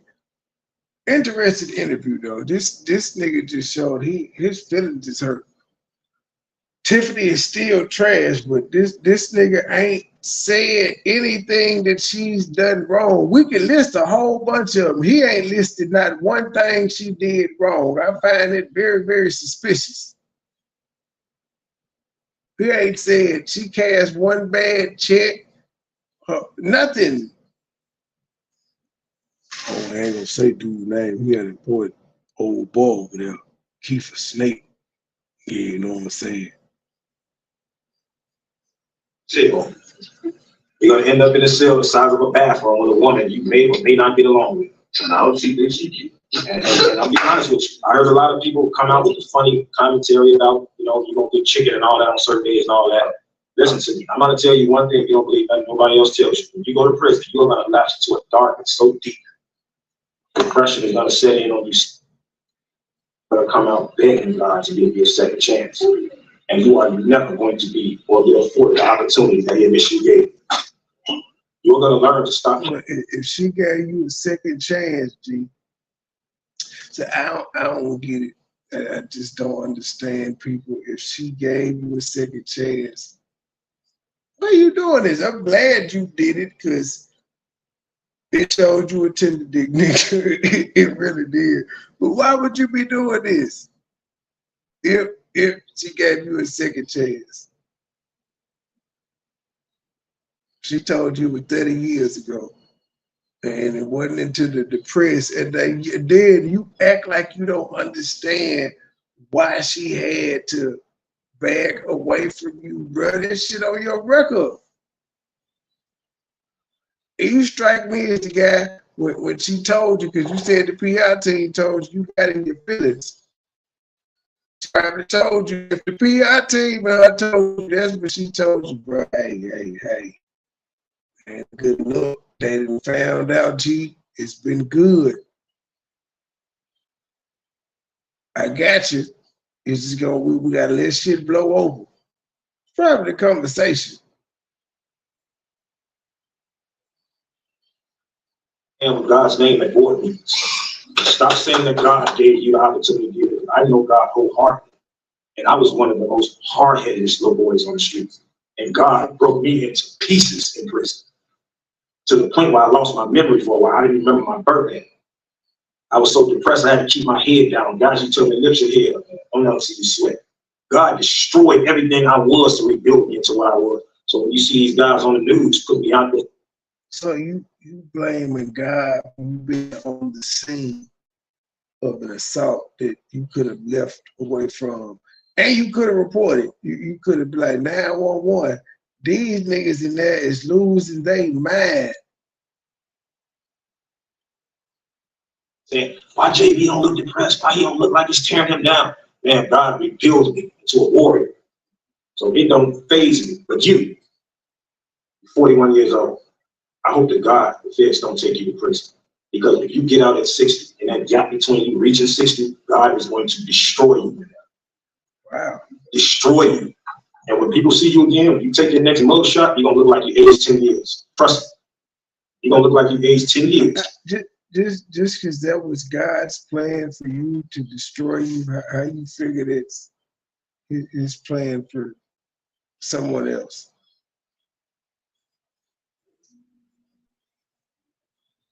You're going to send you to the VI.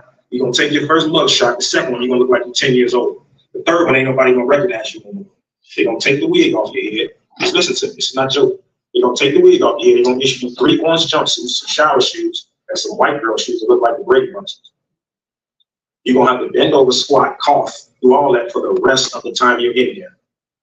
They're going to put you in a cell with somebody that almost always is going to have a mental problem because they don't have mental house anymore. They send them all to prison. When you do buy your food from commissary, make sure that you eat everything that you open because you can have a cellmate that spit in your food. If she's on her administration, she may put that in your food. I'm just telling you what you're about to experience. This is what you're about to experience. You may be in there with a book. This got to turn to a scared straight infomercial. Shit. Truth. If you get a celly, don't leave your flavor hot Cheetos open. She might bleed in them. Don't do it.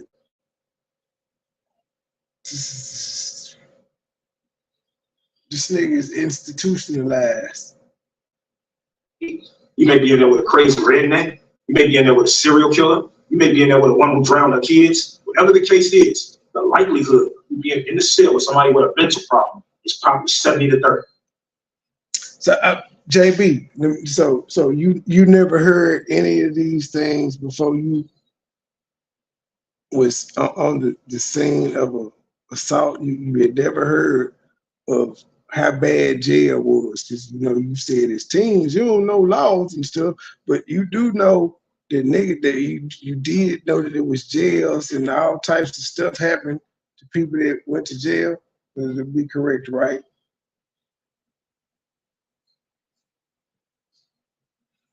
You're going to be victimized, or you're going to be a celebrity for a little while. Because one thing about prisoners, a lot of them, is they like snakes, cutthroats, and con people. So you will survive off that for a very short period of time. But in the time that you do serve, you will be in a cell with probably 200-300 different people. They're never going to keep you in a cell with the same girl. So if you get along with somebody, they're going to break that up by putting you in a cell with somebody that may not get along. You're going to have to smell another woman's shit. You know, you're going to hang up curtains and take a bird bath. This is what you're going to do for the rest of the existence if the feds take you in there. If they take you in there, you're going to be housed around some of the most dangerous people that you could ever imagine. And all the games and the smile and I can love you and you ain't nothing you going to do about it. Ain't none of that shit going to work in. None of it. So while you may be laughing next to your significant other in the bed, like, look at this clown JB talking about trust. He is still mad about the nigga. Why did he keep truth? Truth. You gotta say, hey, you sleep, Truth. These tour days is wearing you out. Why does this nigga keep referring back to whoever she currently fucking? I find it really, really weird. This nigga went from talking about how it's scary and shit to, I know you may be laughing in the bed with your significant other. Talking about, look at this nigga talking shit. She ain't know you were gonna do this interview. You saying this in an interview that she ain't know was happening until it went live yesterday. Damn. I can love you and you ain't nothing you gonna do about it. Ain't none of that shit gonna work in. None of it. So while you may be laughing next to your significant other in the bed, like, look at this clown JB talking about, trust me, everything I'm telling you is gonna come to pass. That's going to be the worst experience of your life. When people see you in Dolton again, should they see you again, you will be a different human being. Trust me. That man might go back to his wife if she'll take his dumb ass. So I'll say this. This is what I'm gonna say. The reason why I asked him to talk about when I saw him again was because JB found me. I was looking for him. He found me. He was pretty upset, very visible. He actually came and said, "Step outside." I said, "In a minute." I came outside and we talked. But this is the thing. When I talked to this man, what he said literally shook my understanding. And that was the first time that I had heard of his perspective versus everything that I saw in the news. And why did I want to get that out? Just because I believe it. And I still do. And then we did the research. The accountability law is a real thing. And it's so crazy because here is a man who matriculated a difficult childhood and became something that he was proud of, only to have it snatched from him from somebody that he protected, that he loved, that he cared about. And then he sat silent while we, the public, tried to again in the court of public opinion without doing the necessary research. I say that to say this. He said it right now. He's going to write a book, and I never dwelled more into it. When they said she had a friend that was, I didn't dive more into it. He gave me the most. He gave me the most insight into it then. I feel it's an accountability act that exists, but where's his accountability? Because his ass shouldn't have been there. He ain't hear nothing going on. He stayed. That's just like if you know a nigga is going to rob somebody and y'all in the car and they go inside the bank. You could be in the passenger side, you ain't did shit. You saw these niggas put their mask on, grab the guns, run inside the bank. You then see these niggas come outside the bank with bags full of money, hop in the car, driving at accelerated speed, you ain't get out. When they came out the bank, you ain't get out. You ain't tell them to drop you off nowhere. And then when you got away from him, you ain't called the police and tell them what the fuck happened. Just nothing. You guilty.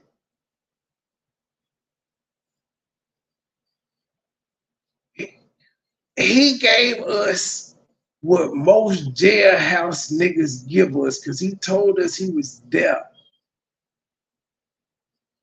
He was there. Why?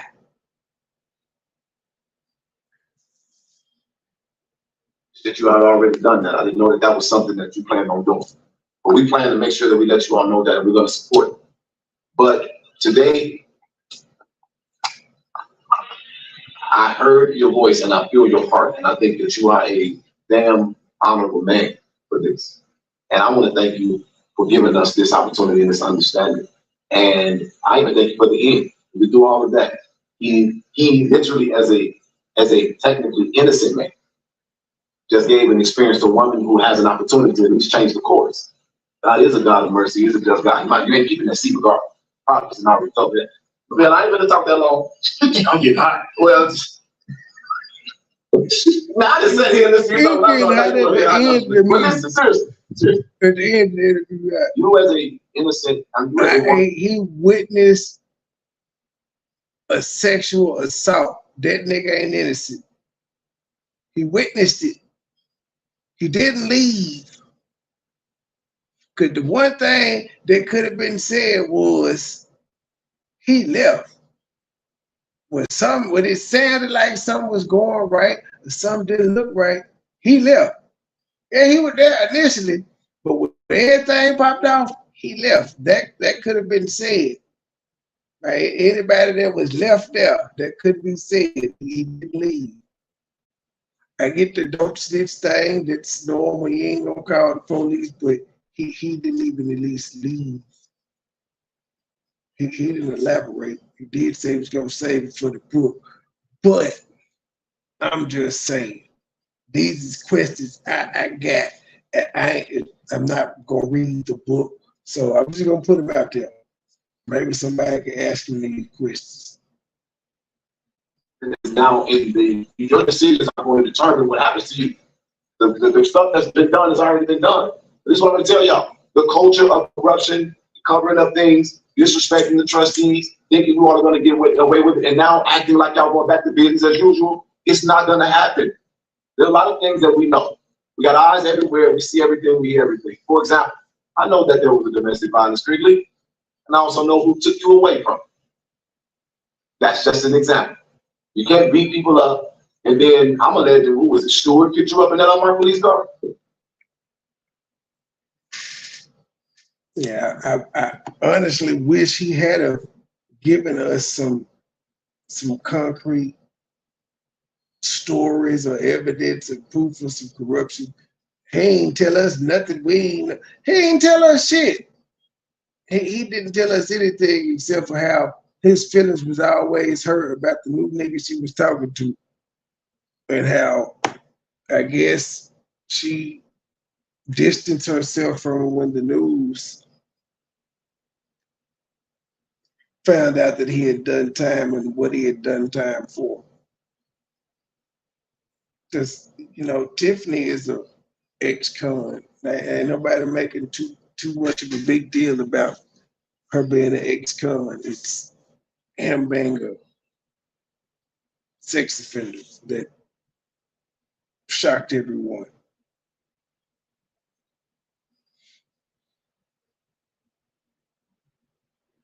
Well, all right, ladies and gentlemen, that's all we got for tonight. Tomorrow, we're going to do Kayla Bumpus. She done popped up again. She is hitting all the YouTube panels. This time she was with the lead attorney. She stayed up there for an hour. And then we're going to go through her ex-client's most hilarious clips since this trial has been going on. All right, to the next episode. We out. Like, share, subscribe.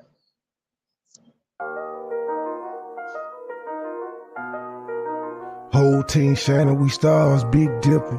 Get a lot of haystack gang in the sip.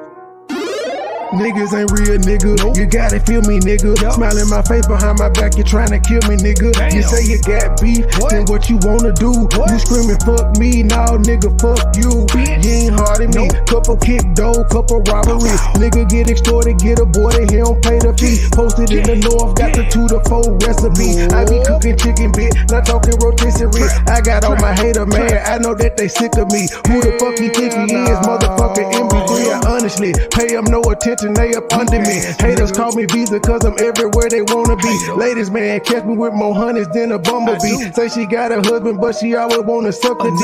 State gang, true sipper, who these niggas wanna be? I been getting money since a younger. I been pushing peace, stay strapped. Gotta watch your back when you're in the streets. Friends turn to foes, never know who your enemy. I was in Detroit, he ain't keep the same energy. West side down the slide, I don't think he feeling me. I was on some demon time, nigga talking about killing me. There no business, let's see all that shit that you gon' do to me. Come outside, why you scared? I thought that you been a G. We don't bluff, we pulling up, we different down in Tennessee. Riding through the city, I'm with it, I got my 9 o'clock. If it really pity, let's get it, I got the game locked. Green and white square, been serving them on the same block. Dime piece with me, she foreign, she come from Bangkok. Riding through the city, I'm with it, I got my 9 o'clock. If it really pity, let's get it, I got the game locked. Green and white square, been serving them on the same block. Dime piece with me, she foreign, she come from Bangkok. I got an old school bitch, call her Aretha. Shawty so fine, shawty she a keeper. Smoke that reefer, preferred by the quarter. I do this for my kids, my sons and my daughter. Get treated like a king. Hoes call me sire. One look like Lotto, the other look like Maya. My plug, he ain't playing, he only talking them numbers. I cop it, whip it, and ship it. My money coming in bundles. Different flavors of kush, orange, grape, and apple. If a nigga try me, it's gonna be a disaster. Dope money and bitches, pimp robbers and snitches. It's all in my hood. My homies say that I'm gifted, I really can't complain. Shit's starting to change, a product of my environment. Tell me who can I blame? Neck like a glacier, bought my shawty a bracelet. Money go get her, that's why these niggas be hating. Riding through the city, I'm with it, I got my 9 o'clock. If it really fitted, let's get it, I got the game locked. Green and white squares, been serving them on the same block. Dime piece with me, she foreign, she come from Bangkok. Riding through the city, I'm with it, I got my 9 o'clock. If it really fitted, let's get it, I got the game locked. Green and white squares, been serving them on the same block. Dime piece with me, she foreign, she come from Bangkok. Riding through the city, I'm with it, I got my 9 o'clock. If it really fitted, let's get it, I got the game locked. Green and white squares, been serving them on the same block. Dime piece with me, she foreign, she come from Bangkok. Riding through the city, I'm with it, I got my 9 o'clock. If it really fitted, let's get it, I got the game locked. Green and white squares, been serving them on the same block. Dime piece with me, she foreign, she come from Bangkok. Whole team shining, we stars, big dipper, get a lot.